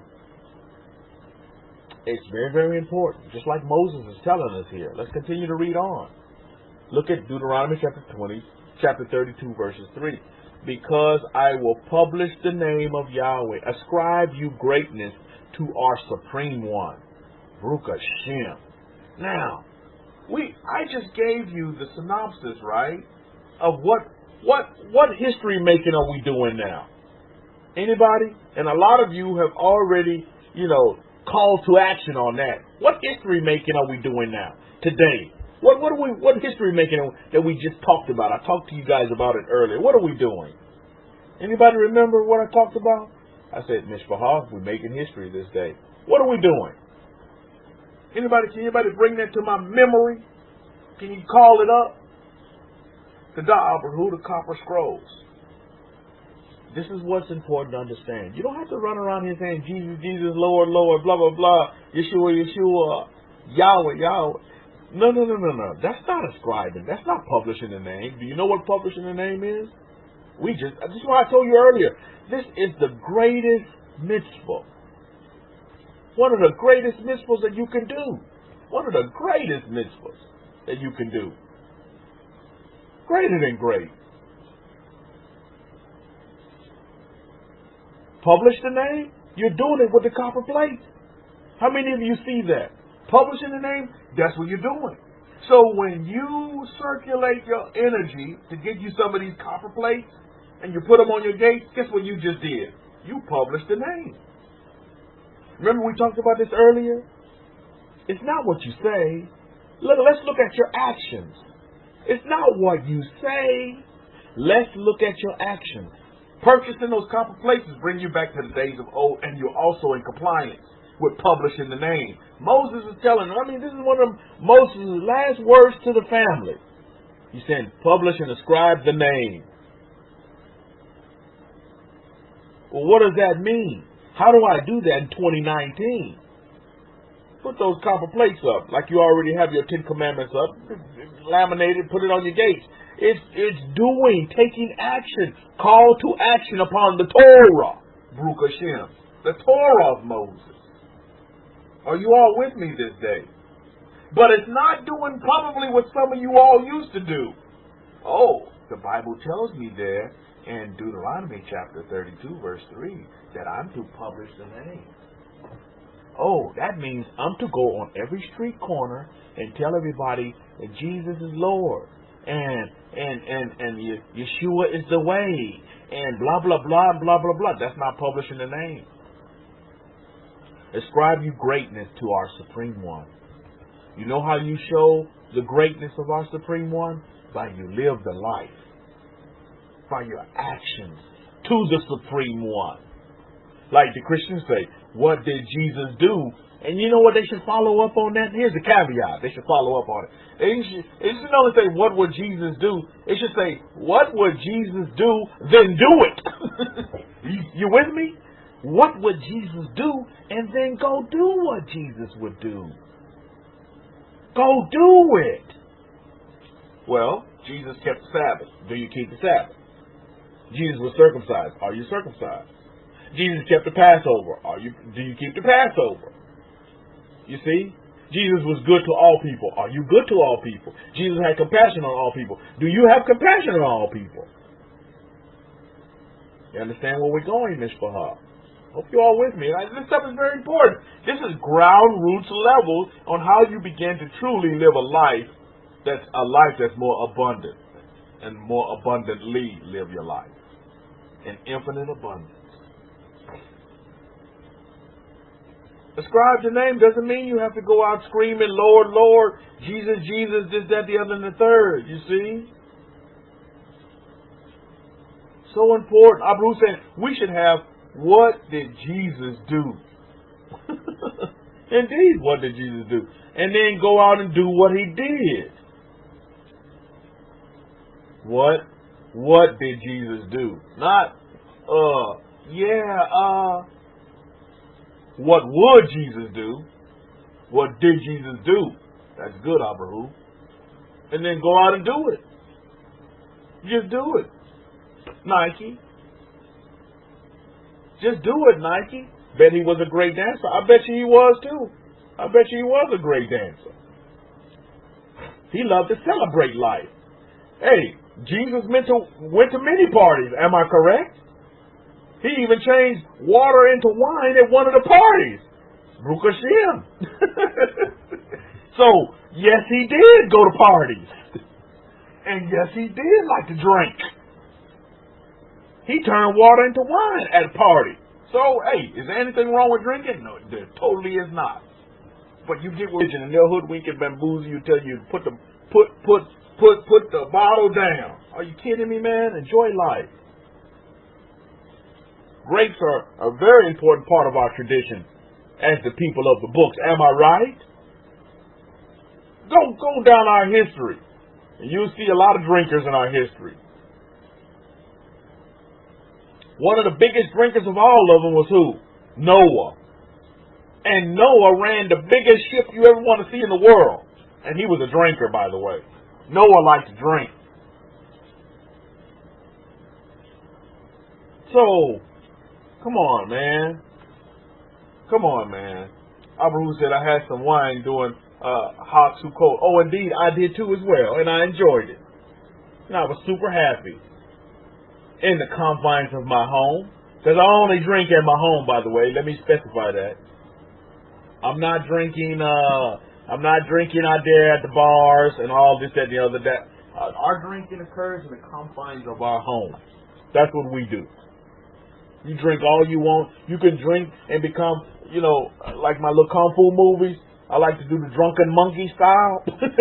You can drink till you become drunken monkey style in your home. You can do whatever you want to do. That's in your home. Outside of my home, I don't drink. I don't drink socially. I don't do that.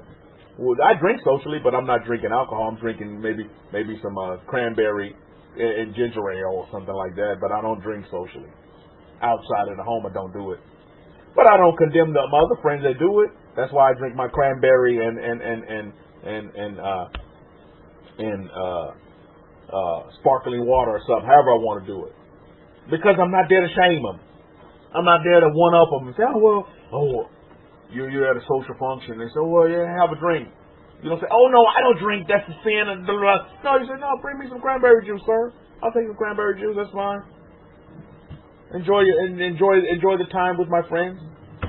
You see, because I'm not holding them to the same standard that I keep. I'm not being judgmental of them because I understand. I'm a stranger in their land. I'm the sojourner. See, this is not my land. I'm just here to help this land flourish and grow and make this nation great. You see, that's what's important.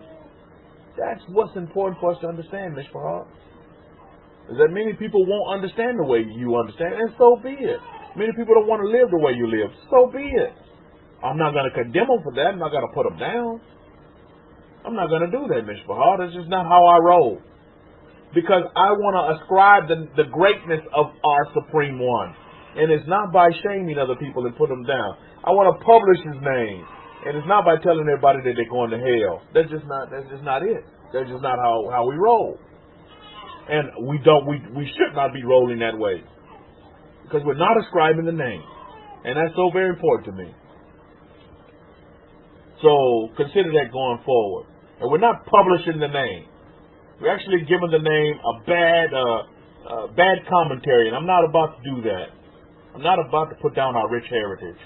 I'm not about to shame our heritage in any kind of way. At the same time, I'm not about to shame anybody else on how they feel they want to live their lifestyle. You know what? At the end of the day, my default setting is this. Are you happy doing what you're doing? If you're happy doing what you're doing, then so be it. Hey, best endeavors to you, sir. Ma'am. Doesn't matter to me. Deuteronomy chapter 32, verse 4. He is the rock, and His work is complete. Hallelujah. For all His halachot, all His commandments are righteous. The power of truth, and without iniquity. Just and right is He. Baruch Hashem. These are Moses' last words, and he's just giving a testimony to the Creator, to the God of Israel. He's giving an awesome testimony for us to carry. And these words that we're reading today are from Moses' writing so many thousands of years later. Isn't that beautiful? Isn't that beautiful? I tell you what, when I'm getting ready to take my last breath and go into the next life, I'm going to read this very same passage. I'm going to read it to my family members and those that are around me at that time.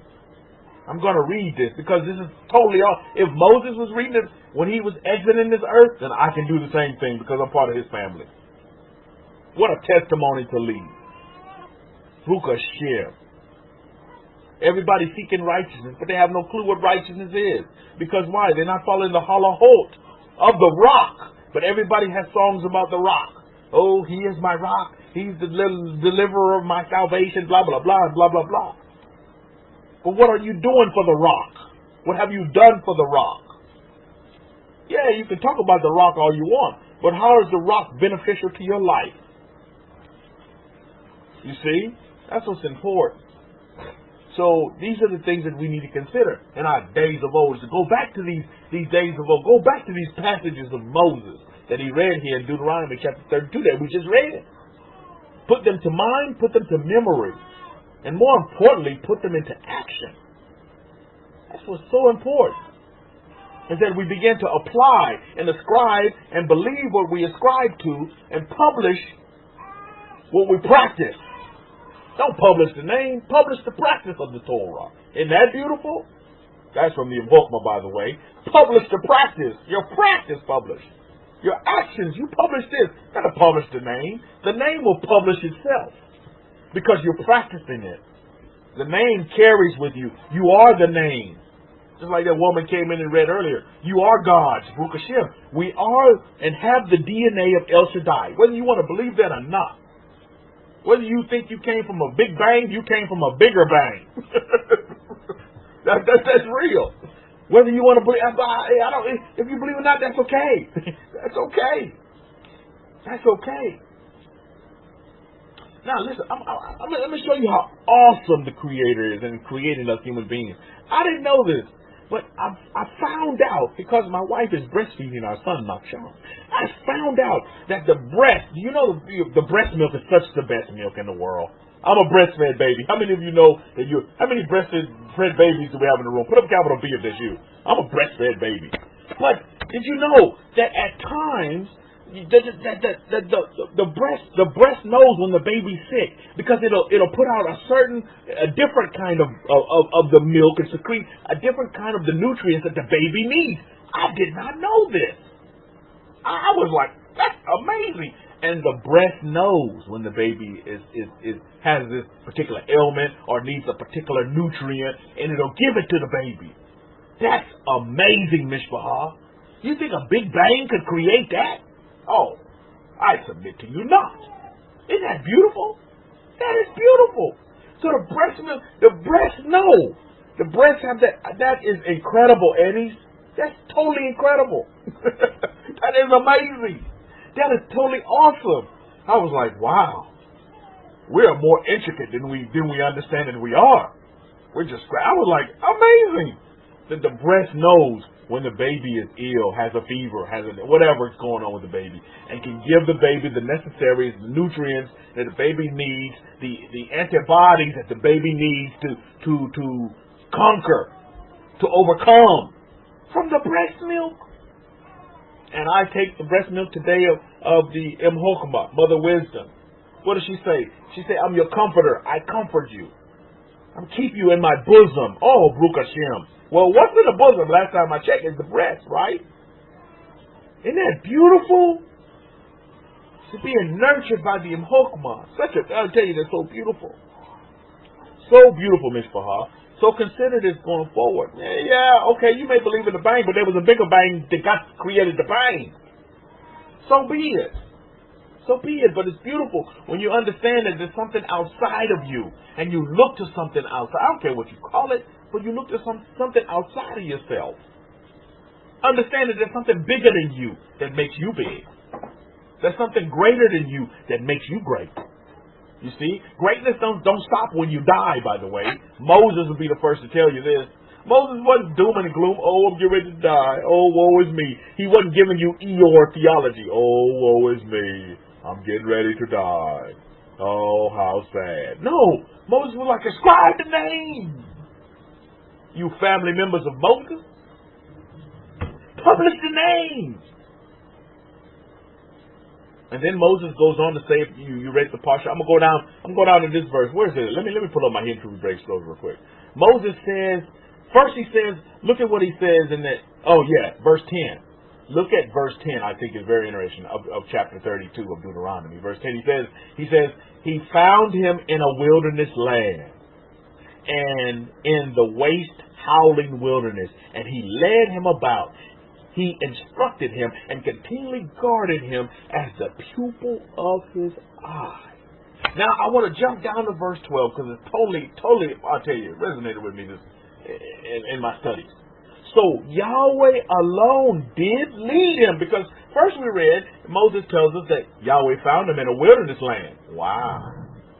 Yahweh found him in a wilderness land. Then we look at verse 12. So Yahweh alone did lead him, and there was no strange power with him. Isn't that beautiful? That resonated with me. That stuck out with me.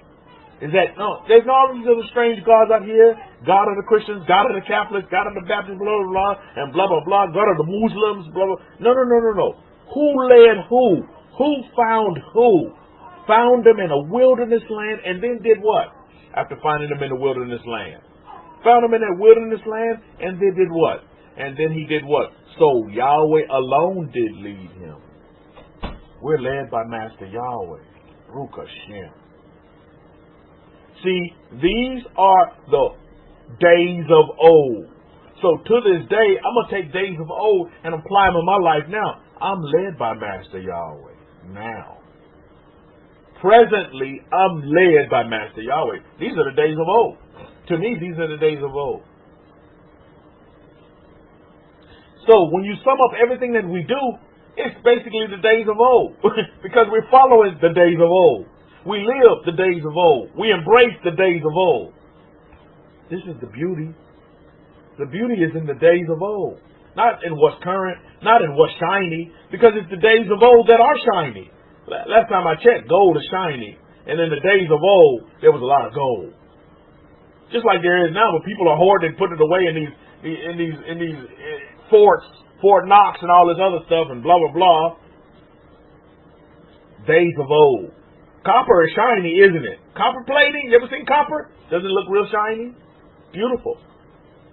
Did we not have copper in our temple as well? Beautiful. Days of old. We're going back to the days of old. We're going to get these copper plates. Why? Because that's days of old. I'm all about days of old. There you go, luxury class. That's ancient. Days of old, baby. Take me back to the ancient, forever ways of our forefathers.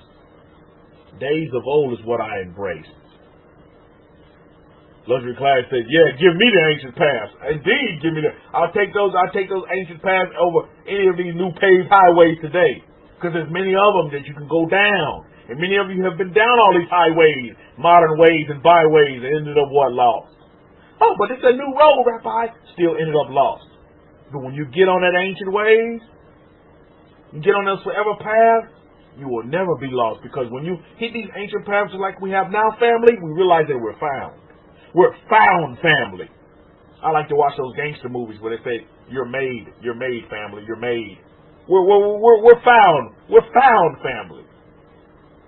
You have been made. That means like in gangster language, when you've been made, I mean you're like I mean you got the stamp and the seal. We're made. We're made, family. We're found. We're found. When you get on those forever paths, you're found. You're found. How many of you have that mindset now? You realize, family, you're home. You're home. You're right, Abu. That's how they say you're a made man. You're a made man. So that means you're untouchable. Nobody can touch you. You're like, in gangster terms, you're almost like a god because you're a made man. Same way you are. The woman came in and she was reading the scriptures of the Master Yeshua. I mean, you are a god. You have the DNA of El Shaddai. You're a made man. You're a found man, family. I tell you, when I was able to really catch a breath and really exhale after finally meeting Hakoin for the first time, you know the first thing I thought to myself?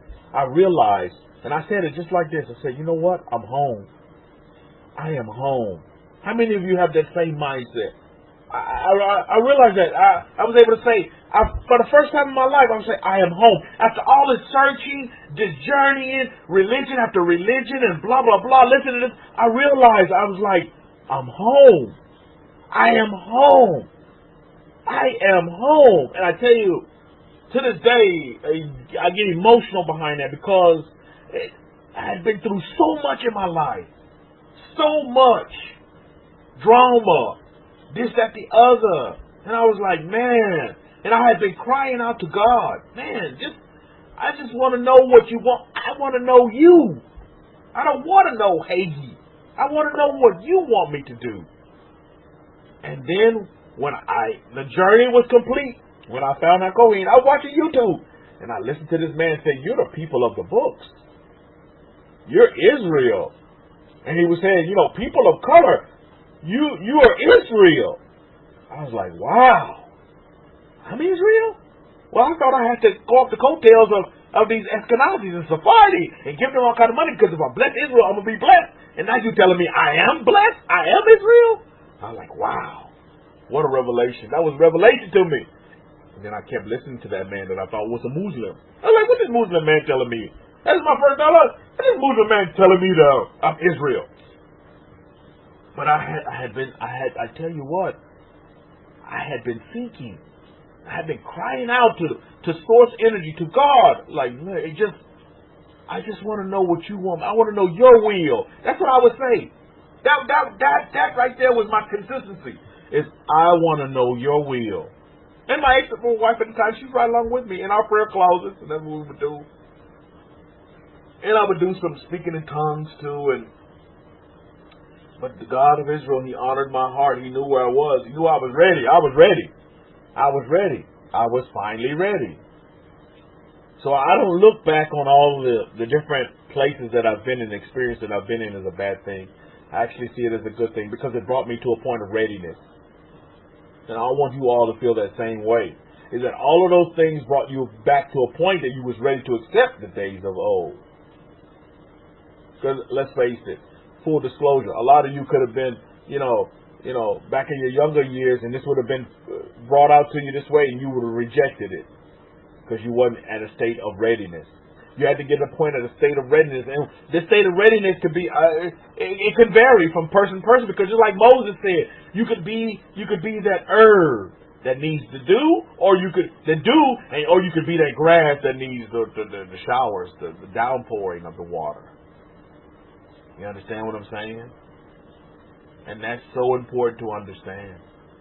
So we're all going to be at different stages. But we all need to get, you see, when you come home, you get back to that place of readiness. And everybody in this room has a point to where you get back to that place of readiness. To where you're ready.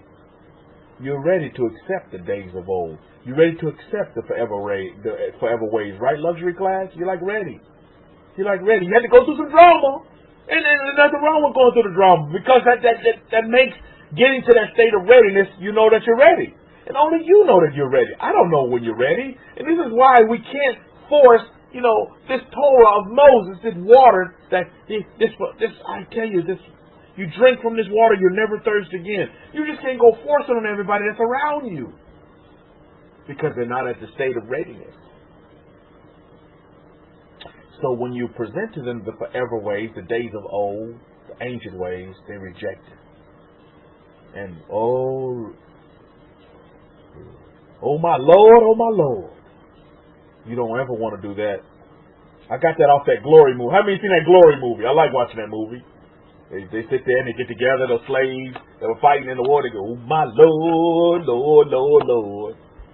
Any of you watch that movie Glory? That's a good movie to watch. Get your tissue paper ready, because you're going to cry. That's a great movie. I encourage you to watch that movie. It's about American history and people of color's place in American history. I like it. Denzel in that movie. For all you women, if you love Denzel, he's a youngster in that movie. Great movie. But oh my Lord, if you give somebody, this gift that's more valuable than gold dust, and you just put it out there when they're not at their state of readiness. Oh my Lord, don't do that. Don't do that. You have to afford them the opportunity, just like you was afforded the opportunity to be ready. And your actions will show your readiness. My actions was going in that prayer closet. I had to be ready. And I did that for a couple of weeks. That wasn't just a one-night gig and that was it. That was a couple of weeks. My determination was there. My consistency was there. So then Mother Earth, the Hokmah, Mother Wisdom, began to open up and give me insight and point me in a direction. Just like for all of you have the same testimony. May not be similar to mine, but at the end, our roads come together, right, family? And we come together where? At the days of old. At the forever ways, and that's where we are today. Mr. Bahal, all of you have a story, a beautiful story. It's so beautiful. But I tell you what, I still get emotional about that. When I'm able to say, I am home. I am home. And then I met the Kohen. Kohen came to my house a couple of times. Oh my goodness. I was like, I'm home. I am home. It was almost like the God of Israel was given approval. So beautiful. It was almost like the God of Israel was given approval. That he saw me here in San Antonio. And he's like, I'm going to bring the Kohen to your house. Not you're going to see him on TV. Not that you're going to just hear him on YouTube. But I'm going to bring him to your house. And he's going to eat with you. He's going to sleep under your roof. And it was just such a beautiful moment for me in my life that I'll never forget. I'll take it with me to my grave and into the next life. And all of you have that same experience on a different luxury class, and thus says the Lord. Stand in the ways and see and ask for the old past, where the good way. Yeah, there it goes. Where is the good way? And walk therein. and you shall find rest for your souls. But they said, we will not walk therein. And indeed, Jeremiah 6:16 is one of the key verses that I memorized a long time ago, luxury class. It really resonated with me, and I used it to really help others as well, to point them back to Rabbi for that luxury class, because that's one of the verses that really resonated with my ruach, with my spirit man, with my subconscious. But I tell you, for me to get validation of having a Kohen come to your house, not one time, but several times, and you have that bond, because we're the brothers from the same mother, Leah, and to have that bond that I have with him today, I tell you what, I haven't looked back. I'm not like Lot's wife. I haven't looked back since. Though I had plenty of opportunity to look back, just like all of you going to have. Some people call it temptation. I just call it opportunity. You have opportunity to look back. You have opportunity to choose another path, but I won't, because I realize that I'm home. You see, these days of old, this is me. This is me, Mishpahah. Luxury class said, I noticed when I chose my own way and not the old path, I always regretted it. What a statement. Chadasha for your testimony, luxury class. What a statement. A statement and a half for you listening via YouTube. I noticed that when I chose my own way and not the old path, I always regretted it.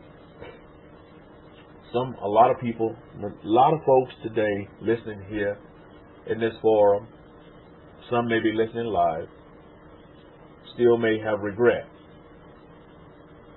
Still may live in regret. And you shouldn't, but you still do. You choose to have that regret as your domicile, and you shouldn't do that, by the way. Because life is so beautiful. Life is beautiful. I love life. I really do. I love life, and now seeing that I begat life now, oh my goodness, Mishpahah, I tell you, I'm at a total different level with life now, really. On the positive side, I tell you, life is so beautiful. Now I even want to make life even more beautiful, because now I have a son, and so I want to remember what I told you all last Shabbat. I want to leave this world, my exit. Just like Moses' exit of this earth, I want to leave this world in a better place than I found it. Now, did not Moses leave this earth in a better place than he found it? Response, Mishpahah? Did not Moses leave this earth in a better place than he found it? Can anybody answer that question? My goodness, did he? Oh my goodness, that's an understatement, isn't it?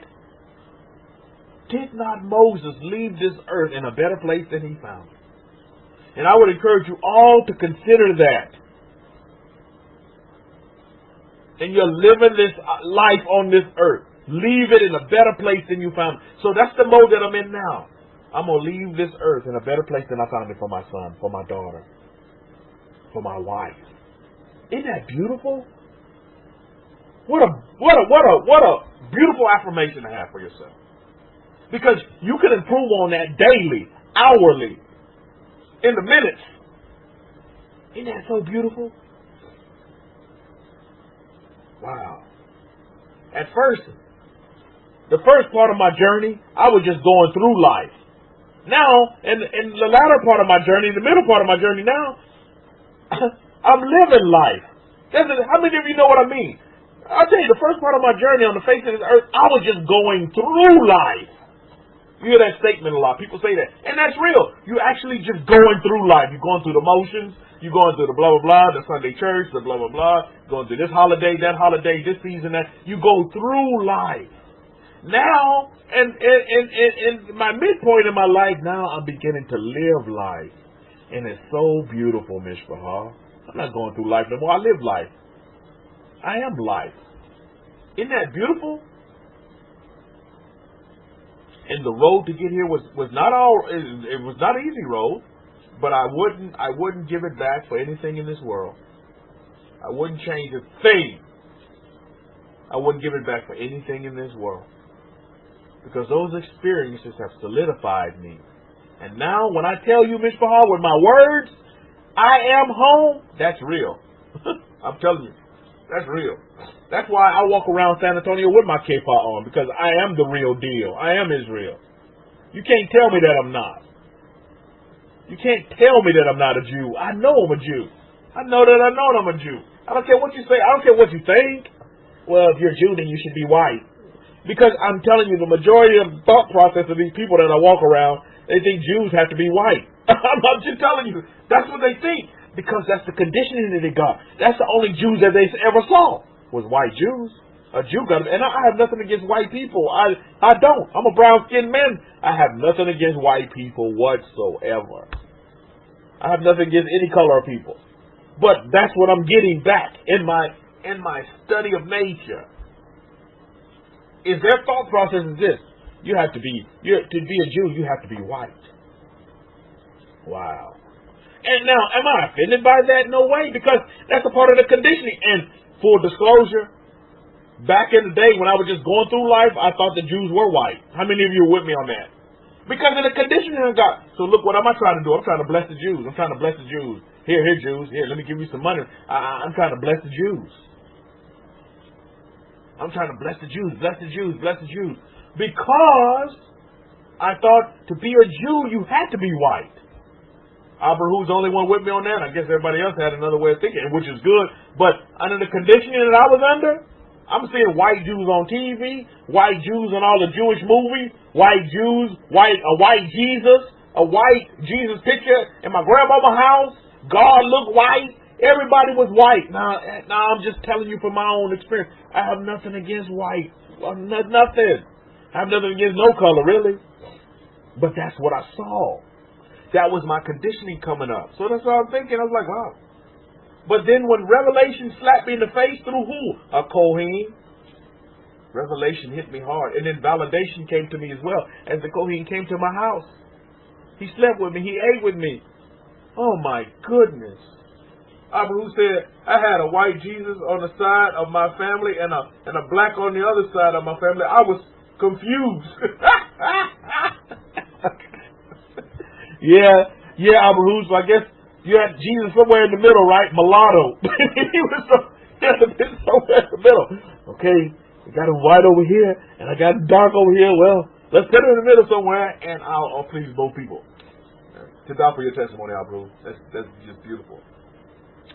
So yeah, this is what we must understand. Is always remember those days of old. I would encourage you to say to invoke that in your daily living.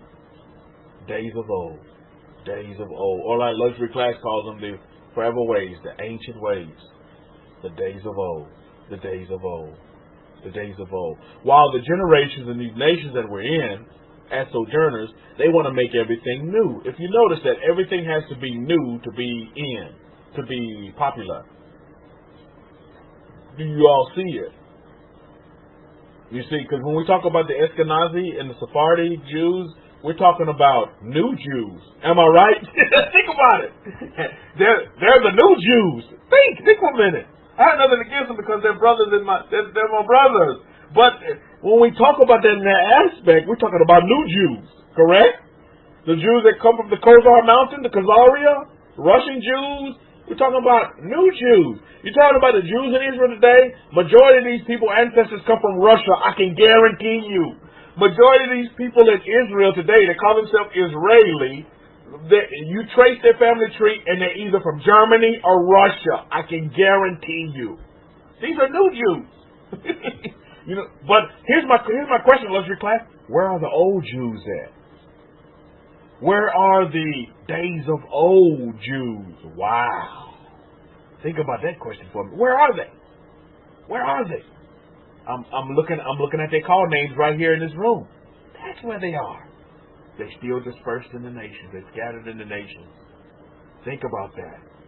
They're scattered in all these cities and states and countries. They're scattered and they're dispersed, and they're doing great things for these cities and countries and states. They're doing marvelous things. Wow. Isn't that something, Ms. Bahal? Where are the days of old Jews?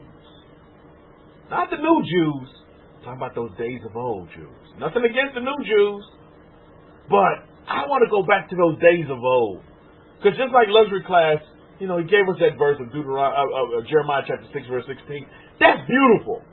That just points back to the days of old, to Moses, the days of old, to the beginnings, to Noah, to days of old, to Abraham, the days of old, to Adam, Baruch Hashem.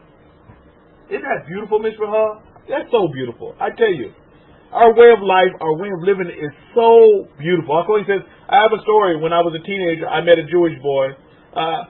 I think he was from India at the summer camp for siblings of cancer patients at St. Jude. I know this place, St. Jude. And he was showing me in Hebrew, and I was like, oh, gosh, show me. I want to learn. And now, what I know now is crazy. Oh, indeed. Indeed. Isn't that crazy, Abraham? Isn't that crazy? He was showing you what you were, what you are, who you are. Baruch Hashem. Isn't that something?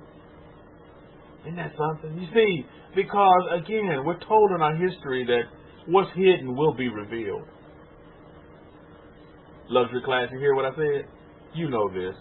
What's hidden will be revealed. And what we couldn't say, we can't say as well, is probably being revealed. We're making history as well in that aspect as well. All of you are history. You're history. You're history. And you're writing history. And you're writing history. And every day you're writing history. Write your history. This is our history. Our history is rich, family. Rich history. We're all over the world. Rich history. We're not manufacturing anything. We're history. We're history in the making. We're making history. And we'll let the Abba, we'll let the Master Yahweh do what he said he would do, because his word won't come back void. So we wait. So we wait. We do great works and we wait in these nations. That's what we do. And we carry on as a family. But we always keep in the back of our mind, and we keep as our mantra, is what? The days of old. Because that's what every one of us did. We come out of what was new, and we went back to the days of old. Baruch Hashem. And isn't that beautiful? That's so beautiful. Let the new Jews stay new. I'm going back to the days of old Jews. That's what I'm going back to. I have nothing against the new Jews whatsoever. I have a lot of them here in my city. But can you imagine when they see me, what are they faking? And I got my Kefa on just like they got their Kefa on. They say, wait a minute. You're not a part of the new Jew club. I surely am not, sir. In all respect. I'm a part of the what? I'm a part of the days of old Jews. Wow. They don't want to hear that, Mishpahah. They don't want to hear that. Ursula says, don't forget, NASA said that they left black and came back white. Oh, indeed, Ursula. You're a student of history. And truly that was said as well. They left black, but they came back white. What happened to them? They became new Jews. So here's the question. What happened to the old Jews? Where are they? What happened to those days of old Jews? To die for that, Ursula, because that truly is a good point. I mean, we're talking about history here. What happened? Where are those days of old Jews? You and I, we are those Jews. And we're having children. And they are those Jews, those days of old. And we're bringing them back to the days of old. Just like Luxury Class came back to the days of old. Oliver came back to the days of old. Atara came back to the days of old. Lion King came back to the days of old. Lion Princess came back to the days of old. Baruch Hashem and all the rest of you. Yan came back to the days of old. We came back. Just like our books told us we would. Isn't that beautiful? I'm so excited over here. While these tears are coming down my eyes. We came back. Just like our prophets told us we would. Oh, we would be asleep for a little while. And so we were, weren't we? But we came back. And it's beautiful. We came back to what? To the days of old. We came back to Moses.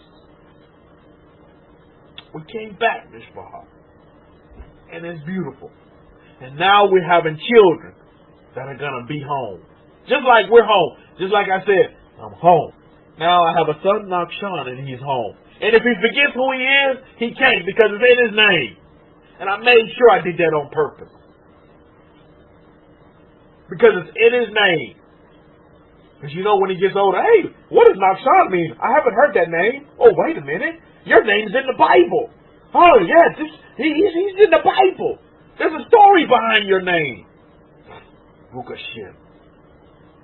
Oliver says, I was reading the Tanakh one day. I was about 6 or 7 years old, and I heard a feminine voice say, "This is your people." I will never forget that day. Wow. Wow, Oliver. Wow. This is your people. Wow. 6 or 7 years old. Wow, that's beautiful. This is your people. That is beautiful. That is beautiful. You know what that still, the Hokmah, you know what she said to me? I tell you, I'll never forget this either, Oliver. She told me, she said, my will is my word. Because I tell you, I've been asking, God, what is your will? God, what is your will? God, what is your will? You know that the small voice that I got? It was, my will is my word. And I was like, wow, that's all I needed. And I took that, Oliver, and I ran with that. I said, okay, now I have a starting point. Now I have a starting point. My will is my word. And you know where that will brought me right back to, Oliver, and the rest of the family? It brought me right back to Moses. It was beautiful. Long story short, brought me right back to Moses. Then I realized, when I got to Moses, I said, you know what? I'm home. I'm home, Mishpahah. That I am home. Testimony of testimonies. Tada for your testimonies, by the way. Tada, because you know they mean a lot to the family. And I tell you, I'm so full of joy right now, you just wouldn't believe. Tears are coming down my eyes. I'm super happy, super excited, super humble that the Creator, the God of Israel, hadn't forgot about Kefa in San Antonio, Texas. He knows where all of us are. And when we get to that point of what? What do we call that point? The point where we can be ready. Point of readiness, right? When we get to that point where we're ready, and we can connect back to our family, connect back to our true DNA. And that connection is beautiful, and all of you have a wonderful story behind that. Just like you heard some of the stories here in this room this day. And to God for the family for sharing. Because remember, a lot of people think this is just a bunch of mumbo-jumbo. No, this stuff is real. This is reality, man. We live this, huh? Don't we all live? We live this. That voice, I'll never forget. I'm like Oliver, I will never forget that voice. I'll never forget what she told me. I'll never. Instruction of instructions for my life. Because I was at that point of readiness. I was at that point of readiness. Oliver was at that point of readiness. Why? He was reading the Tanakh. He was reading. He was reading. He was at that point of readiness. You see? That's beautiful. That is so beautiful, Mishpahah. So beautiful. So we have more testimonies to come because I'm queuing up our Kohen's lecture as well. So he'll give you more testimonies from the East and what's going on. So stay tuned. But before I do that, are there any questions? Because I'm going to cut it off here. I'm going to cut off the lecture here, and then we'll start up our Kohen's lecture, and we'll fire that up as well. But are there any questions before, we shut this down? Any questions on Sukkot? On our festival? Our great festival of Sukkot? Any questions on that? I would encourage y'all, make sure you get that, the Feast of Israel. Get that book, the Feast of Israel, the Elohim of Israel, all of our festivals. That book will really help you understand how to practically keep our feast today in 2019 going forward. You all have to for sharing your testimonies today, because I think that resonates. This days of old, that stuff is real to y'all, and just like it's real to me as well, because we have the same likeness, same mindset. It's very important. There's not many of us, as you know, and in that typical Israel, it's not going to be many of us. I'm just letting you know right now. That is the pattern of our people. So if you're looking for numbers, you're in the wrong place, because there's not going to be many of us. Why? And I'm going to tell you why. This is the formula of the God of Israel. There's not many of us because the God of Israel shows his might in the many. Wow. That's what the Hokmah. Because the God of Israel shows his might in the many. You see, we let our God be great. We just follow. The many will follow. The great won't. The great won't, because they stick with these numbers things. Oh, the more numbers, the better. Consensus rules. No, no, no, no, no, no, no. For us, many, Moses rules. Wow. That'd be election itself. For us, many, Moses rules. We understand that. But not many people going to want to go back to that. Just like, Luxury Class just quoted Jeremiah chapter 6, verse 16. What was the last response in that quote that he quoted there? I don't know what version he quoted from. Hey, Luxury Class, if you read that in the Hidden Truth He Breaks Scrolls, it's going to blow your mind. You take that verse of Jeremiah chapter 6, verse 16, read it in our Hidden Truth He Breaks Scrolls, read it in the Abrahamic-Faith Bible, it's going to blow your mind. But the last bit of that verse says, in Jeremiah chapter 6, verse 16 says, we will not walk therein. And that's what you're going to find. You're seeing that right here. Otherwise, wouldn't this room be chock-a-block full of people? But a lot of people say, no, we don't want to walk therein. We don't want to go back to the what? The days of old. We're too busy trying to live new. What's new? What's popular is what's new. But what tried, tested, and proven, and ancient, that's what's really popular. Get this. And a lot of you said this, and we're going to just for instruction. I'm getting ready to close up here. But just for instruction, remember what I told you all to name your most popular car, the car that your dream car, the car that you have, or the car that you want to have. And note, remember, let's just stick with the days of old. What are the most ancient cars on the road this day? Name me the brand. Somebody can Google this. What are the most oldest cars that are still out on the road today? Can somebody Google that for me real quick? The most ancient, look, I'm talking about all over the world. Not the most ancient cars that are still on the road today. Can somebody name them to me? Somebody said Ford, donkeys. There's a good one, Eddie. What are the most ancient cars? Think about this for a minute, and I can guarantee you those are going to be the cars that you want to get. And I tell you what, BMW has been around for a long time. Mercedes has been around for a long time.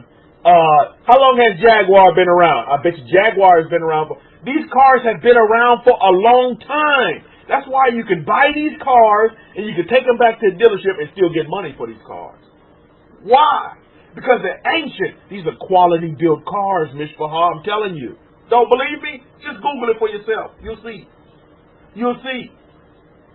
You'll see. Rolls Royce. Ancient cars, and they still on the road because you can take these cars and you can take them back to the dealership and you can still get money for these cars. Yeah, they depreciate, but not at the rate some of these other cars do. Why? It's because these cars still have value. You understand what I'm saying? Still have value. Consider that going forward. Some of these old ancient cars that have been, these are the cars you want to look at getting because these are the cars that have been tried, tested, and proven. Nothing wrong with Tesla, because I'm going to own a Tesla. But there's nothing wrong with Tesla. That's just a new quality of car. That's just a new model of car. I'm not knocking Tesla because I will have a Tesla. But that's not the point.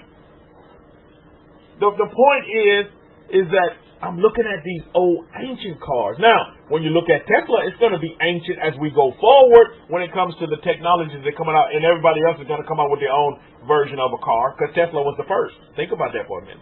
One of the first.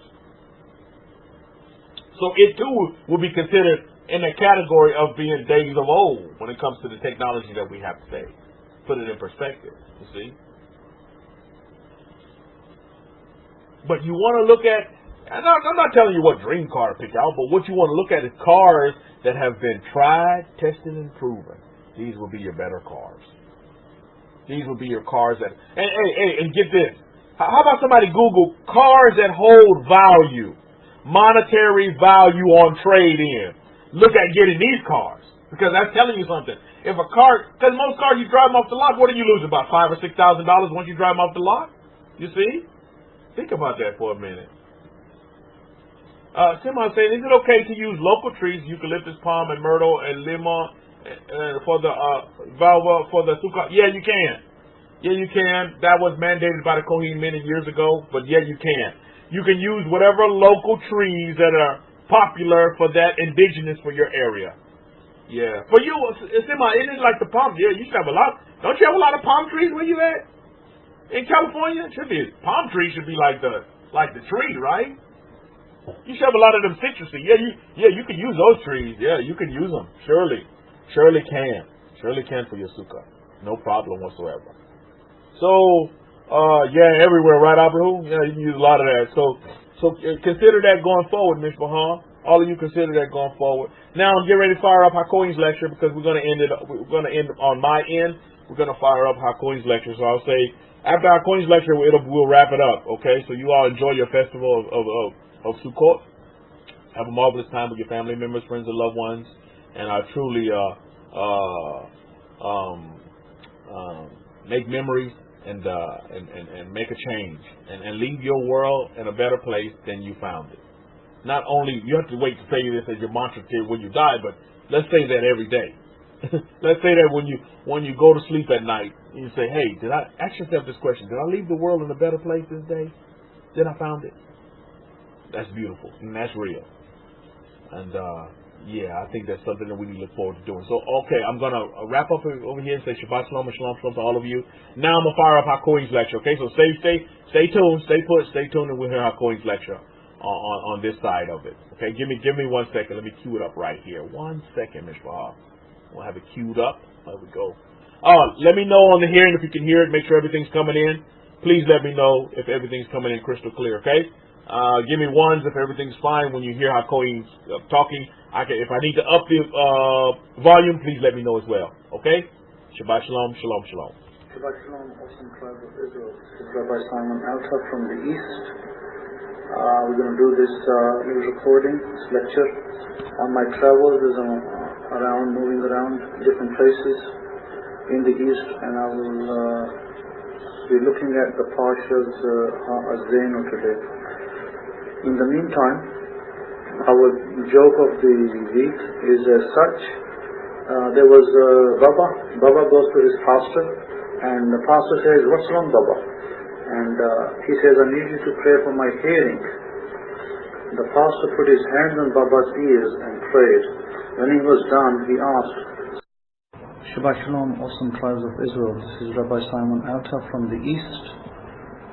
We're going to do this little recording, this lecture, on my travels as I'm moving around different places in the East, and I will be looking at the Parshas Ha'azenu today. In the meantime, our joke of the week is as such. There was Baba. Baba goes to his pastor, and the pastor says, "What's wrong, Baba?" And he says, "I need you to pray for my hearing." The pastor put his hands on Baba's ears and prayed. When he was done, he asked, "So how's your hearing, Baba?" And Baba says, "I don't know. It isn't until next Tuesday." So with this in mind, let's look at Torah Pasha. I believe it's 50, it will be 52, 53, and probably 54 as well. So Ha'azenu, and after that we have the Pashas Vezot HaBrachu, and before that we had the Pasha Veyelech. So it kind of, this is a combination of the three, because we're kind of at the end of the annual or triennial reading. In this case, it's an annual reading of the Torah. We're coming to the end, and when we come to the end, we generally conclude, as you know, that we already have entered the civil Jewish year, the lunar cycle, and we're kind of not at the end of the Hanukh year yet. That doesn't start till next year in March 21. So what I wanted to elaborate on is on my travels. Maybe I'll give you a little testimony of that. And I think it's very relevant that I give you testimony of the power of God and the power of what we have, which obviously, as you can appreciate, is not always appreciated by our people, unless those that do. I'm not saying everybody doesn't. There are people who appreciate it, but there are those who don't take things seriously. And so, what I wanted to illustrate, the point here is that not only was I all over the place. I was going from one city to another, which took around 20 hours bus journey. I probably never traveled that long in a bus, and I hopefully would not do that again, because I'd probably prefer to travel in a train. Because I covered the same journey in a train. The next 2 days, 3 days later, we did it in the train, and we were able to get back to the city we departed from in 18 hours instead of 20 hours. And it was a much more comfortable journey in the train, going that kind of journey. But having said that, what happened was that we were in different military establishments, met different officers, and we were fortunate to go into the Pakistan Air Force Museum and see the history of the country develop from the time it came into inception back in 1947. And not only that, we were able to enter the plane of the very founder of this nation, Muhammad Ali Jinnah, was known as Quaid-e-Azam, and highly revered, very respected man. He was a good man, and he had a lot of good things in his mind. He was a very visionary person for this nation. He basically equality amongst different religious groups, because as you can appreciate, that Pakistan at that time wasn't just a Muslim nation. It was Muslims, Hindus, Sikhs, Christians, and Jews as well. There were also Jews in this nation at that time who were known. There were synagogues in this area that later were destroyed, and the graves were marred and just kind of disappeared into the quagmire. But this is a nation that he founded, and with a vision that everybody should have equal rights. However, it didn't quite turn out like that. As you know, in history, the Islamic people over here were dominant. They started to persecute everybody that was not at their level, and they practically persecuted every other religious group over here. They persecuted the Shiite group that was smaller, the Iranians, who they came mainly from the Iranian side. They persecuted the Ahmadi group, which is another offshoot of Islam. They persecuted Christians, they persecuted Hindus. Basically, practically, they persecuted everybody that wasn't worshipping like them, or didn't have 100% belief system like theirs. That was a sad part. So the vision that the founder of this nation espoused didn't quite filter out into the society in such a way, because a lot of the preachers in this nation, they just preached a form of Islam that at times was at odds with the West and at odds with generally principles of living. So that was an issue. Every time the West kind of came this side to fight a war with somebody else, then what happened was that if things didn't go quite right, then what happened, the Christian community got it in the back. They were blamed for it because they were seen as an offshoot of the West. The Muslims were the Christian people in this country as favoring the Western nations, and then they persecuted them. A lot of things happened over here that were not really nice. So this is basically where I am, in the hot spot, of this country. And I can tell you this, that I have a place to stay in the northwest frontier of this country. That's where all the radical tribes, I would say even the tribes of Israel are over there, majority of them. And I feel quite at home. It's supposed to be the most volatile region, yet I feel perfectly at home. like I'm living in Pensacola, Florida, so I don't really care about it. Baruch Hashem Yahweh for safe travels. Baruch Hashem Yahweh for favor everywhere I went. And I met some officers in the military, up and down the military, and was treated with great respect and dignity and favor that is absolutely tremendous. But shouldn't be a surprise, because The priesthood, as you know, the Kohanim, they were always close to political circles in the past as well. I mean, our people always had the ear of the king, they had the ear of the advisors, and so they were personally themselves advisors working for kings. So it's no surprise that I was able to be in such places. But the thing that really struck me was this, that the colonel that I was staying with, he told me a little testimony. He said to me that I do a traveler's prayer, and when I get stuck in life, like I want to achieve something and I'm stuck, and I do this prayer and it always works for me. And I said, what prayer is that? He said, this prayer is from the Holy Quran, the Muslim Holy Book, and he gave me this prayer. I'm going to read it out to you. It's kind of good to know. It's basically out of chapter 20 of the Quran, Surah Taha, in verses 25 to 28.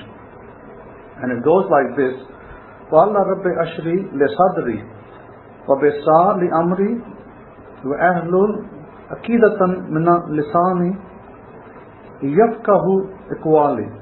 It translates to, my Lord, expand for me my breast with assurance, and ease for me my task, and untie the knot from my tongue, that they may understand my speech.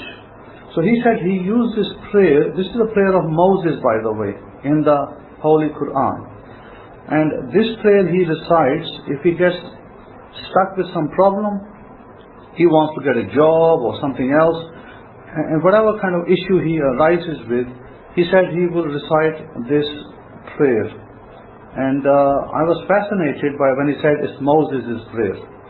So I had a smile on my face, and I thought, good, that's great. I said to him, that is absolutely wonderful, and if it's helping you, great, continue to do it. Continue to do the prayer that helps you, and you find it fruitful in your life. And absolutely. So he said to me, I said, do you know what chapter it is from the Quran? He wasn't sure, so I kind of located the chapter, the verse, and I showed it to him. I said, oh, this is from chapter 20. And so we had a nice little discussion. But the point I'm trying to make, that this person here has one prayer that they ascribe to Moses. We have the whole Torah and the whole 9 yards, every book of the prophet that we have, including the New Testament. We have everything. Yet, we are not utilizing the power of our covenants, of our faith, maybe even 50% right now. Because a lot of the people don't know the prayers that we have, and a lot of the people are not utilizing them. So, for instance, to give you an idea, the Siddur that was written, and I wrote this Siddur, I kind of formulated it and compiled it together so that our people may benefit from the Siddur's prayers. And I think that a lot of people have left it on the wayside and they don't half utilize it. And I want to read the traveler's prayer from the Siddur, just so that you get an idea that what is our prayer that we can utilize for travelers. And I will read out to the Hebrew of the prayer for you, and then I'll read the English. Normally you don't have to read the whole 9 yards of the Hebrew. If you're in a rush, in a hurry, it's sufficiently enough for you to just read the English. And the Hebrew goes, Yeretson milfanecha Yahweh Eloheinu ve'Elohei avotenu shito lechenu leshalom v'tatzidenu leshalom v'tadrichenu leshalom v'tagienu lemhoz hafzenu lehayim ul simcha ul shalom v'tazilenu mikav kul ove ve'orev ve'lisitim v'hayot re'ot v'derech ומכל מיני פרניות המתרגשות לעולם, ותשלה ברכה בכל מעשה ידינו, ותתננו להן ולחסד ולרחמים בעיניך ובעיני כל רואינו, ותשמע כל תהנומנו, כי אל שומע תפילה ותהנון אתה Baruch atah Yahweh Shamia Tefillah. And the translation for this is, may it be your will, Yahweh our power and the power of our ancestors, that you lead us towards Shalom, guide our footsteps towards Shalom, and make us reach our desired destination for life, gladness and Shalom. May you rescue us from the hand of every enemy, ambush along the way, and from all manner of punishments that assemble to come to earth. May you send blessings in our handiwork, and grant us favor, kindness and mercy in your eyes, in the eyes of all who see us. May you hear the sound of our humble request, because you are Elohim who hears our prayers. Blessed are you, Yehovah, who hears praise. Amen. And of course, on a longer journey, we add the Birkat HaGomel prayer to it, which if you're crossing seas and you're crossing state lines, then you should recite the Birkat HaGomel as well. Baruch atah Yahweh Eloheinu melech ha'olam HaGomel lech vayim tovot sheri melani tov. Blessed are you, Yahweh Elohim, King of the universe, who bestows kindness upon the culpable, for he has bestowed goodness to me. Amen. And those that hear this prayer being recited at the other end of the journey can say, may he who bestowed kindness upon you always bestow kindness upon you. So my point is that we have these prayers that are part and parcel of our life. They are in our Siddur. They should be read by people who are going to travel longer journeys. You may not need to recite the prayer on shorter journeys. We should definitely be reciting them in longer journeys. They are very important. They shouldn't be just left in a book. They should be recited, and the book should be carried with you. Siddur should be with you wherever you go. I'm in Pakistan, I have the Siddur with me wherever I go, it's with me. And it's to be used, and it's to be, the prayers should be read up, and the prayers should be, hopefully, you memorize some of these, and you can then, don't need to worry about checking up on the book every time you go to look it up. But the whole idea behind the prayer is for your benefit, for your blessings, for the children of Israel, wherever they go, because the power of Yahweh is with us.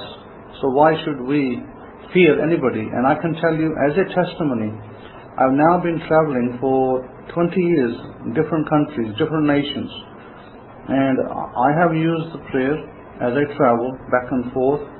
And the colonel was telling me that if he ever had a breakdown of his car during the journey, he was able to be close to a garage, and he would be able to get to a garage easily. And if he was in the middle of somewhere, he would be able to find somebody to help him repair the car or get him home, things of that nature. So he said the way the prayer answered him, helped him, was that he was never in a deserted region or unable to get to home or help. And so he ascribed that to the power of the prayer he did on his behalf.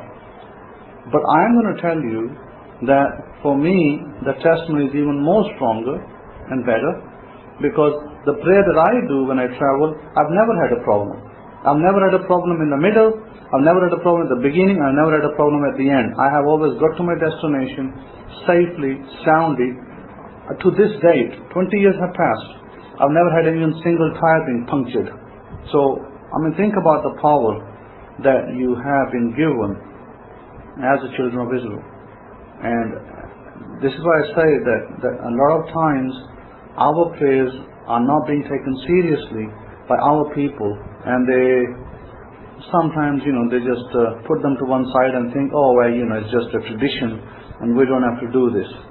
But I think that I should always do it. The other thing that I'm trying to do over here in this country is, I have a student over here, and we're trying to make something that's going to make a little bit of a history actually, because we're trying to get the 10 Commandments put into a engraved form on a copper plate.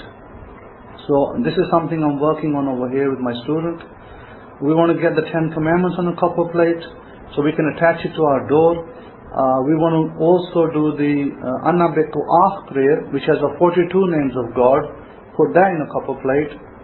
We also want to put the 72 names of God on a copper plate as well,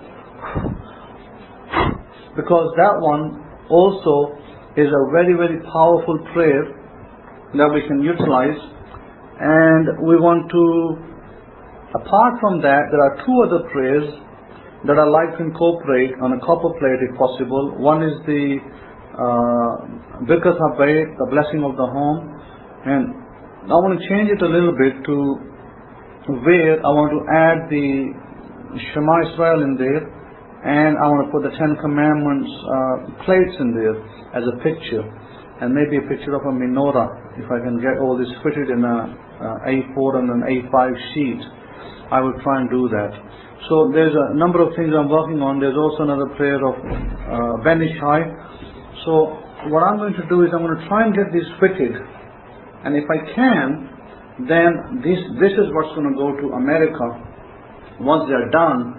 Rabbi Kefa, I will try to get copies sent over to Rabbi Kefa once I've had them established, and I will highly encourage you all to then connect with Rabbi Kefa and get yourself a copy. Hopefully, we're not looking at making profit out of this, but we're just looking at to cover our costs, to cover our airmail, to send it across, and so on and so forth. And if we can do that, then I think every home that belongs to a child of God, every home that belongs to Bnei Israel should have these in their home, because we have a commandment that says that we are to etch the commandments of God on our doorposts. Now, of course, we are having difficulty in this area because we can't etch the Ten Commandments on our PVC doors that are double glazed. So it's a little bit of a problem. Hence why I think it's a good idea that we attach a plate that is already engraved to our front of our door, and I think that would be absolutely brilliant testimony for you, for your life, and for the God that you serve, to glorify His name, to Shem Yahweh. So this is my highly suggest that we do that, but I'm working on it. It's not yet complete. I'm still in the not in the planning, but we're in the implementation stage of it. And as I about to travel again today, and once I start traveling later today, I'm going to be traveling, and then I'm going to try and connect with my student and see what I can do with that. Actually, I'm going to meet up with him tomorrow morning and see what we can do with this. So, coming back to Parshas 53, Ha'azenu, the book of Deuteronomy, chapter 32:1. Give ear, O Shema'im, and I will speak, and hear, O the words of my mouth. My doctrine shall drop as the rain, my speech shall drip as the dew, as a small rain upon the tender herb, and as the showers upon the grass. Because I will publish the name of Yud-Heh-Vah-Heh, Yahweh, ascribe you greatness to our Supreme One. He is the rock, His work is complete, for His halachot, His commandments are righteous. El, the power of truth, He is the power of truth, or the God of truth, and without iniquity. Just and right is He. They have corrupted themselves, their spot is not the spot of His children, they are a perverse and crooked generation. Now, remember that we are in the middle, I believe, or we're in the kind of festival season, and I know a lot of you are doing the Sukkot festival this week, and possibly the others are going to do it during this month sometime. So, this is the testimony that Moses wrote for God and for Israel. Because it says here in verse 8, when the Most High divided to the nations their inheritance, when He separated the sons of Adam, He set the bounds of the people according to the number of the sons of Israel. For Yahweh's portion is His people, Yaakov is the lot of His inheritance. He found him in a wilderness land, in the waste howling wilderness. He led him about, He instructed him, He continually guarded him as a pupil of his eye. As an eagle stirs up her nest, flutters over her young, spreads abroad her wings, takes them and bears them on her wings. So Yahweh alone did lead him, and there was no strange power, strange God with him. He made him rise on the high places of the earth, and that he might eat the increase of the fields, and he made him to suck honey out of the rock and oil out of the flinty rock. So these are all allegories of how God led our people from the wilderness, and also the fact that he found our people in the wilderness, meaning that Abraham was called out of another nation and then brought into Israel, and then through Abraham, children were given to Abraham. They were born to Abraham, and out of those children Isaac was chosen, and Isaac's son Jacob was chosen, and then Jacob's 12 sons were given the title of the father, which was, his name was changed, as you know, to Israel. So the children carry the name Israel, and they carry the name Jacob as well.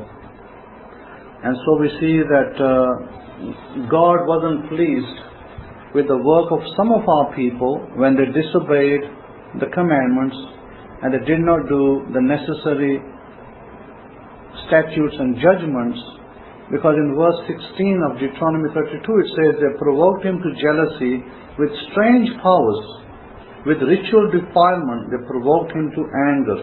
They sacrificed to demons, not to powers. In other words, they sacrificed to demons, not to gods whom they knew not, to new powers that came newly up, whom your fathers feared not.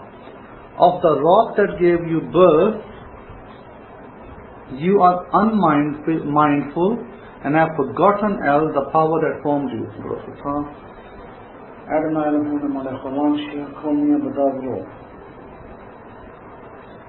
So in other words, that our people, they did not fully heed the commandments. They strayed. Whatever new fanciful thing came up, whatever new God the nations presented to them, they said, yep, let's go for this. Maybe this will give us better health, better life, better provisions. And so they followed their eyes.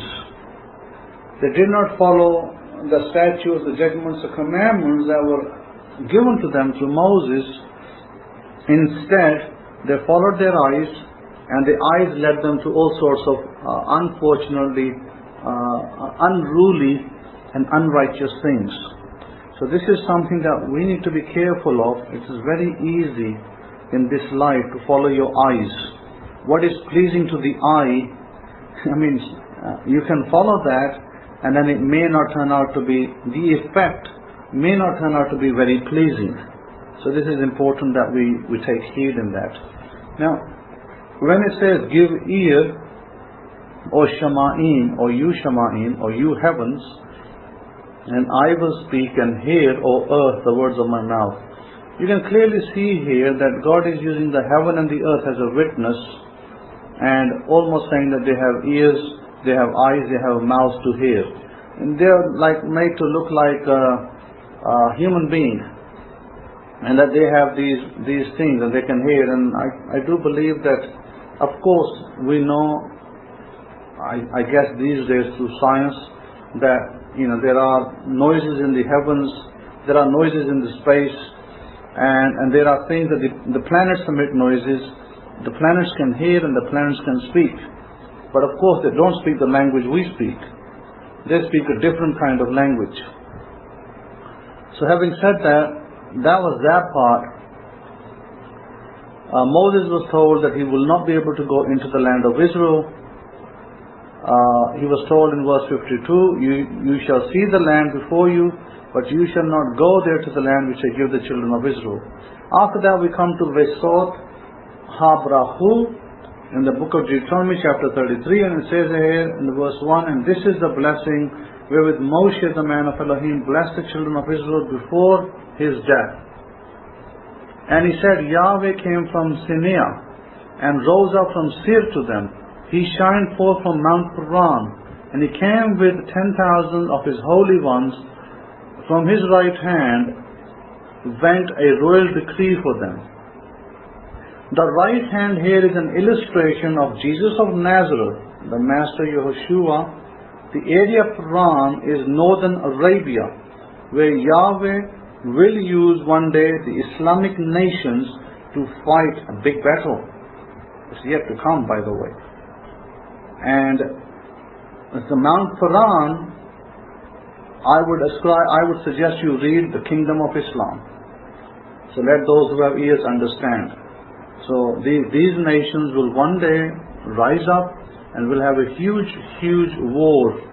And this war is going to be right aligned with Western nations, because Western nations are going to be part parcel of this war.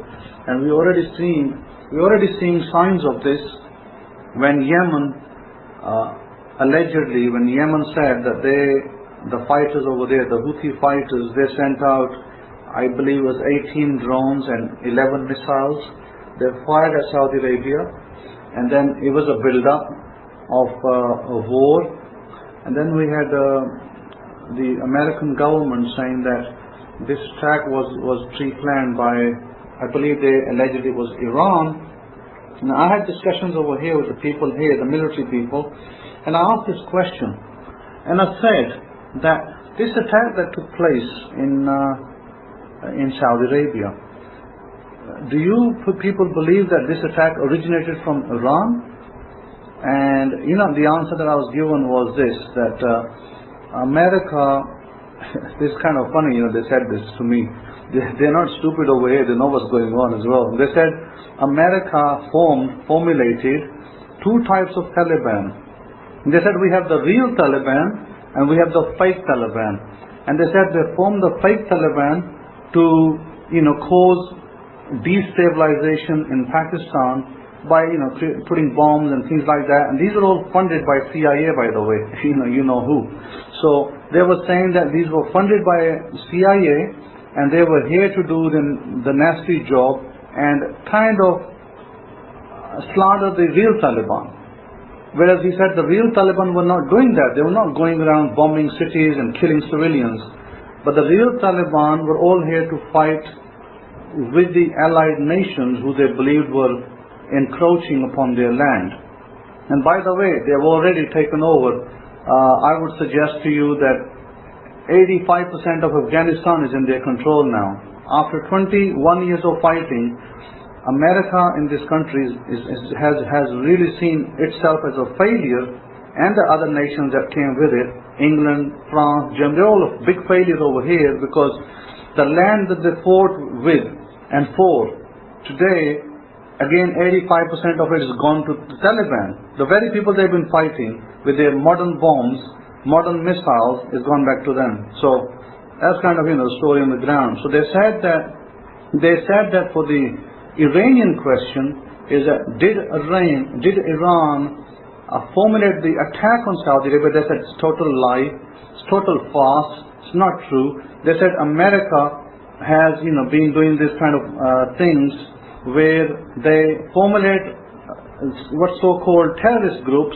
They pay them, they formulate them, and they make them attack certain places, and then they say, oh, the such and such group did it. So they are saying that this is all a pretext for war, and the presupposition is this. The military over here is saying the presupposition is this, that America has a big finger behind what happened in Saudi Arabia. Because they believe that when Saudi Arabia sees that an attack is coming like this, they'll be afraid, they'll ask the Americans for help, they'll buy more weapons from them. So they believe that this is all geared towards more weapon sales and more of American diplomacy. And the funny thing is this, that sadly, I have to say, this is actually what he said after that statement was very true. He said the problem with the Americans is that they take a people, they first say to them that we're going to help you, we're going to supply you weapons, and we're going to use you to do something, and then what they do is they leave them in the middle, in the lurch, and then they kind of back out. in other words, what America does, American governments or military, what they do, they let down their own people. They let down the people they use as allies. And they have a history, by the way, there is a history of this, and I was kind of surprised that the colonel was telling me this, because I thought, wow, this is actually true. It has happened, because, you know, all these movies you see. I mean, look at all the movies, the CIA movies that we see from Hollywood. Look at how many times the CIA uses people from America, American citizens, and they are left in the lurch. You know, when a mission goes wrong, or when a mission is not broadcast, they leave the people in the middle, and they don't even acknowledge that they're Americans any longer. So his point was this, that America has a habit of being a traitor to the very people they serve. And they said that we do not, ascribe to that over here, and we definitely do not have that approach. And I thought, my goodness, what can I say? Because the guy was saying things that were actually factual. And something he said was kind of funny, because I just recently, read the news, and I realized that in Syria, America gave a go-ahead to bomb the Kurdi people in the northern Syria. Now, listen to this. The Kurdi people helped America to fight ISIS. Now, America backed off from the Kurdi people, the very people that helped America, and Britain and France and all these other nations in the West. And America just backed off and said, hey, go ahead Turkey, go ahead bomb them. That is what the colonel was saying to me. The colonel was saying that America has a history of being how shall I put it? Of being using people and then leaving them in the lurch, and then just, not caring about what happens to them. In other words, the Kurdi people in what they call the people in northern Syria that were used by America, England, Britain, Germany, France, all these so-called nations over there, they use these people for their benefit to fight ISIS. Now, of course, these people know the territory, they know the land, they were supplied weapons by the West. So it wasn't like they purchased their own weapons. They were supported, they were supplied weapons, they were given food, they were given money, and then they fought their wars. And now what happens to America? Turkey says, hey, we don't accept these people as our people, we think that they are a terrorist organization, we're going to bomb them. And what does America say? Go ahead, bomb them. You see my point? So the colonel was telling me something that just happened 2 days. I spoke to the colonel, maybe 3 days ago, and this thing happened 2 days ago. And now Turkey yesterday went in and bombed the Kurdistan's, or northern Syria's areas. People call themselves, they call themselves Kurdi. So that's kind of what my point is. My point is this, that these are the people that were helping the Western nations. Now they're left in a lurch. And the Kurdi people turned around and said, hey, if you're going to do this with us, you're not going to care for what we've done for you, well, we're not going to fight ISIS any longer. And they are holding ISIS prisoners. Well, guess what's going to happen to ISIS prisoners? They'll let them go. Then we're going to start another war in the Middle East, and ISIS and maybe the Kurdi people become friends. Friend of a friend, as they say, as there is a saying about the friend of a friend. Well, if this is the enemy, if America is the enemy, and if the Western nations have become an enemy, then if they're an enemy to ISIS, then they're an enemy to the Kurdi people as well now. So it's kind of a sad part of these things going on politically, where I think that it shouldn't be done like that. But you've seen the famous Rambo movies, where Rambo was often left in a lurch. So, it's not just, Rambo, this is actually in real life they do that. They send in men, first they support them, and then they back out, then they say, oh, we don't know who they are. And then they let the other nations bomb them. So this kind of diplomacy is well known over here, and it is actually not something that the people like over here. And they realize that America does that to different nations. And they said that we're not going to be party to this kind of politics and this kind of alliances. So that's basically what I learned from these people, was that they're not going to be party to this kind of alliance. And I don't blame them for that. But that's, me just being an observer on the ground. I mean, me being a citizen of America and citizen of the United Kingdom, I have nothing to do with politics over there or the military situation. I just observe, and so I'm telling you, the observance in the East is that America doesn't have a good name here when it comes to military alliances, because they are known as traitors. And they're saying that America is a traitor nation. They're saying that, they told me this in no uncertain terms. They said, American people are very good people. The colonel emphasized this point. He said, the American people are very good people, but their government is traitors. He said they're traitors to their own people. And so, what can you say? You just hear it and you just let it be. So having said that, we have, coming back to our Torah, we come back to Moses, the great man who was the leader of the nation, who brought the people out. And I think there was something that he said in chapter 33, verse 4, Moshe commanded us the Torah, even the inheritance of the congregation of Yaakov. And he was king in Yeshurun when the heads of the people and the tribes of Israel were gathered together. Let Reuben live and not die, and let not his men be few.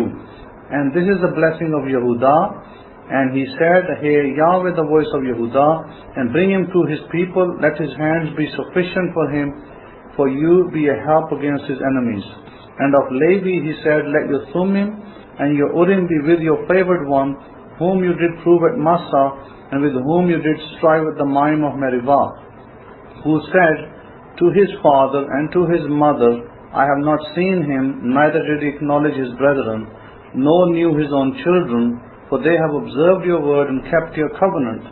They shall teach Yaakov your judgments and Israel your Torah. They shall put incense before you and whole burnt sacrifice upon your altar. Bless Yahweh his might and accept the work of his hands.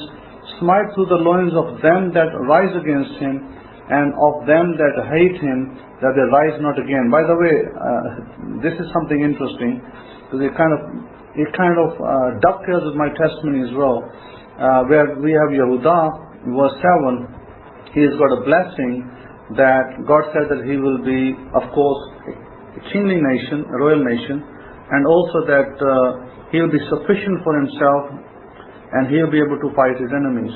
And of Levi he said that they will have the ear of God.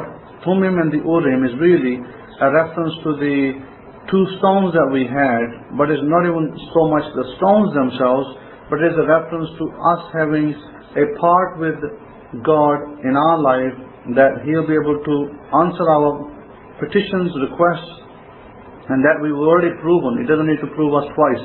We've already been proven where the sons of Levi, they did not care about their parents, neither cared about their children, because they wanted to serve God wholeheartedly, and they kept his covenant better than any. Because it says that they will teach Jacob, they will teach Israel your judgments, your Torah and your statutes and judgments. They will put incense before you. So, I don't see over here saying that rabbis will teach the children of Israel how to do the Torah, and the rabbis will teach how to do this, that and the other. It actually says the Levites will teach. So if Moses wrote this, then it is evident that there will always be a son of Levi present. Wherever Israel is present, a son of Levi will be present. And that, I believe, is absolutely key and true, because that is true as much as in my life and your life. This is true throughout our generations, and it will be true, because if I'm not present, then my sons will be present. They will carry the mission from where I leave off. And same as Rabbi Kefa being of the tribe of Judah, or your sons, if you're the tribe of Judah, your sons will carry the mission where you leave off. Your sons will carry the mission, and your sons' sons will carry the mission. And we will always be, until restoration comes, until we get back to Israel, we have our third temple. We will always have a place in the nations where we will always be blessed by God, and we always have sufficient access to the God of Israel. I think this is absolutely parallel and key, that God has said this in this Torah, that God has made it absolutely known that we're going to be, always have the God of Israel on our side. I think it's absolutely wonderful.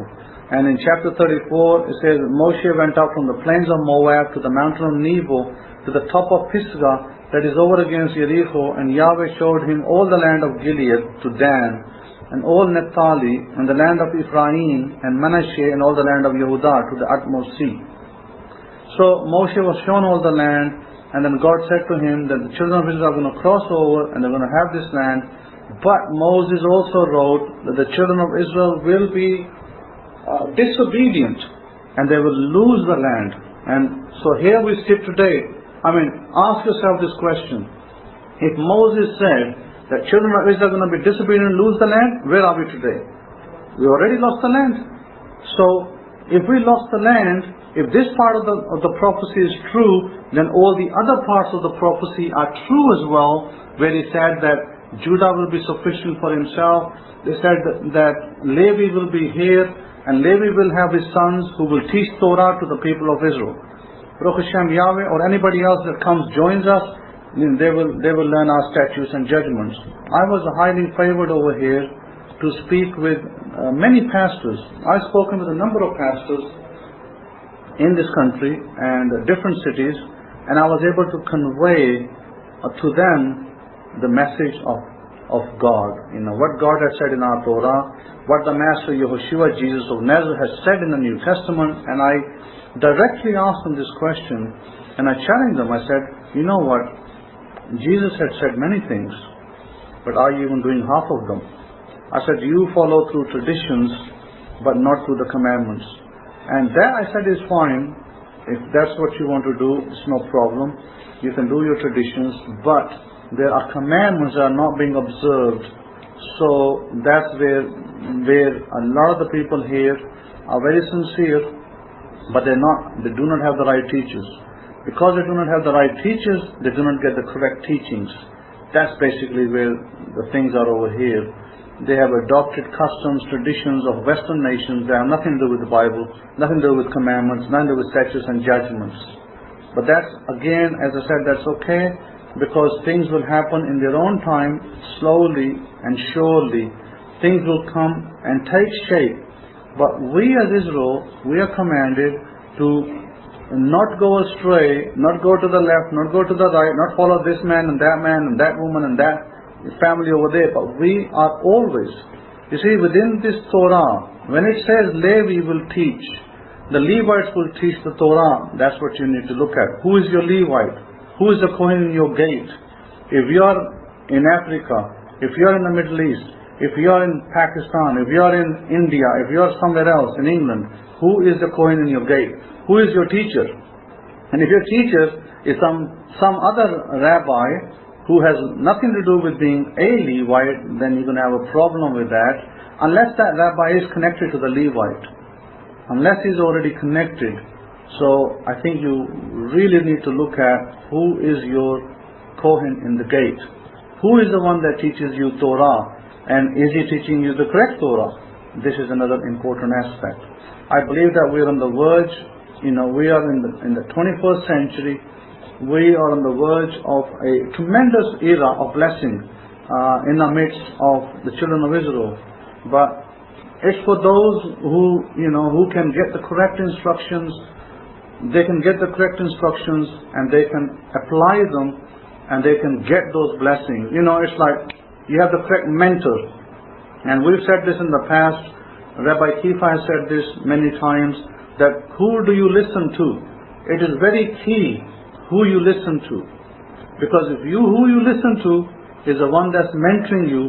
He will be the one to guide you and get you in the right path. Because if you listen to different people and they don't know what they're doing, then you will also don't know what you're doing. Let me give you a simple example. I have a family over here, a young man over here, two young men actually, and one wanted to get a scholarship in America, and one wanted to get a good education. He's getting an education already, but it needs to be improved.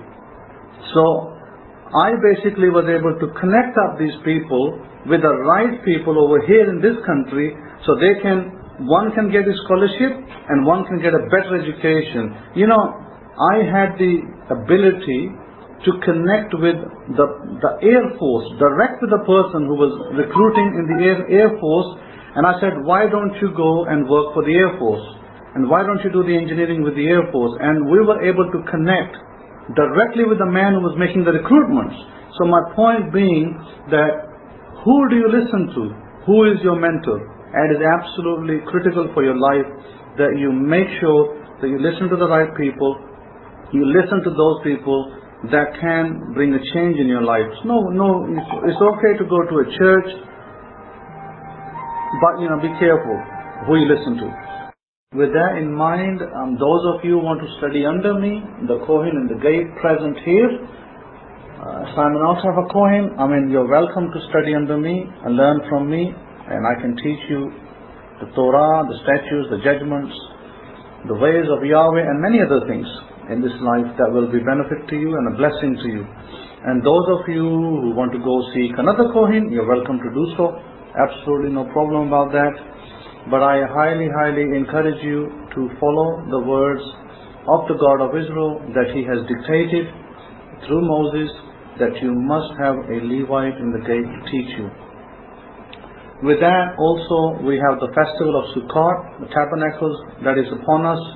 I wish you a wonderful festival of tabernacles, and I wish you a very happy Sabbath and the week ahead, because I myself over here am traveling and I'm not able to stop in one place for too long. I've done a lot of travel in last week and probably going to do more travel coming week as well. And as I said earlier, I will be making the plates in copper so that we can put to effect the commandment that had been given us regarding putting the covenant on our doors. That to me that is paramount, that we have this in our houses. At present we were doing the lamination and putting that on our doors, but I believe that this copper plate will take us the next level, where we'll actually be doing what the commandment says almost to the letter, which I am really happy that I'm able to bring this to fruition. And so as I said, Rabbi Kefa will be the man to speak to regarding that. And whatever number of copies you require, please convey that message to Rabbi Kefa, and Rabbi Kefa can let me know how many copies I need to send over there in order to meet the requirement of our people, B'nai Israel. So I know exactly how many copies to have made, because I'm going to be posting these to him. So whatever you guys desire, copies for your homes, I encourage you to get copies for your home and put them up. And as I said, they'll be at cost. We're not looking to make profit out of these, because this is God's word, and we'd like to just meet our costs. That would be the making, the shipping, and the delivery to the door of individual people who require them. So have a great Shabbat, have a wonderful festival, and with that, over to you, Rabbi Kefa. Have a great week ahead. Todah, Shabbat Shalom, Shalom Shalom from the Kohen in the gate over in the east. Those of you that are listening on the internet and through YouTube, I would encourage you to subscribe to the channel, and also hit the bell icon so that when new teachings are posted, that you may be informed about them. Thank you very much.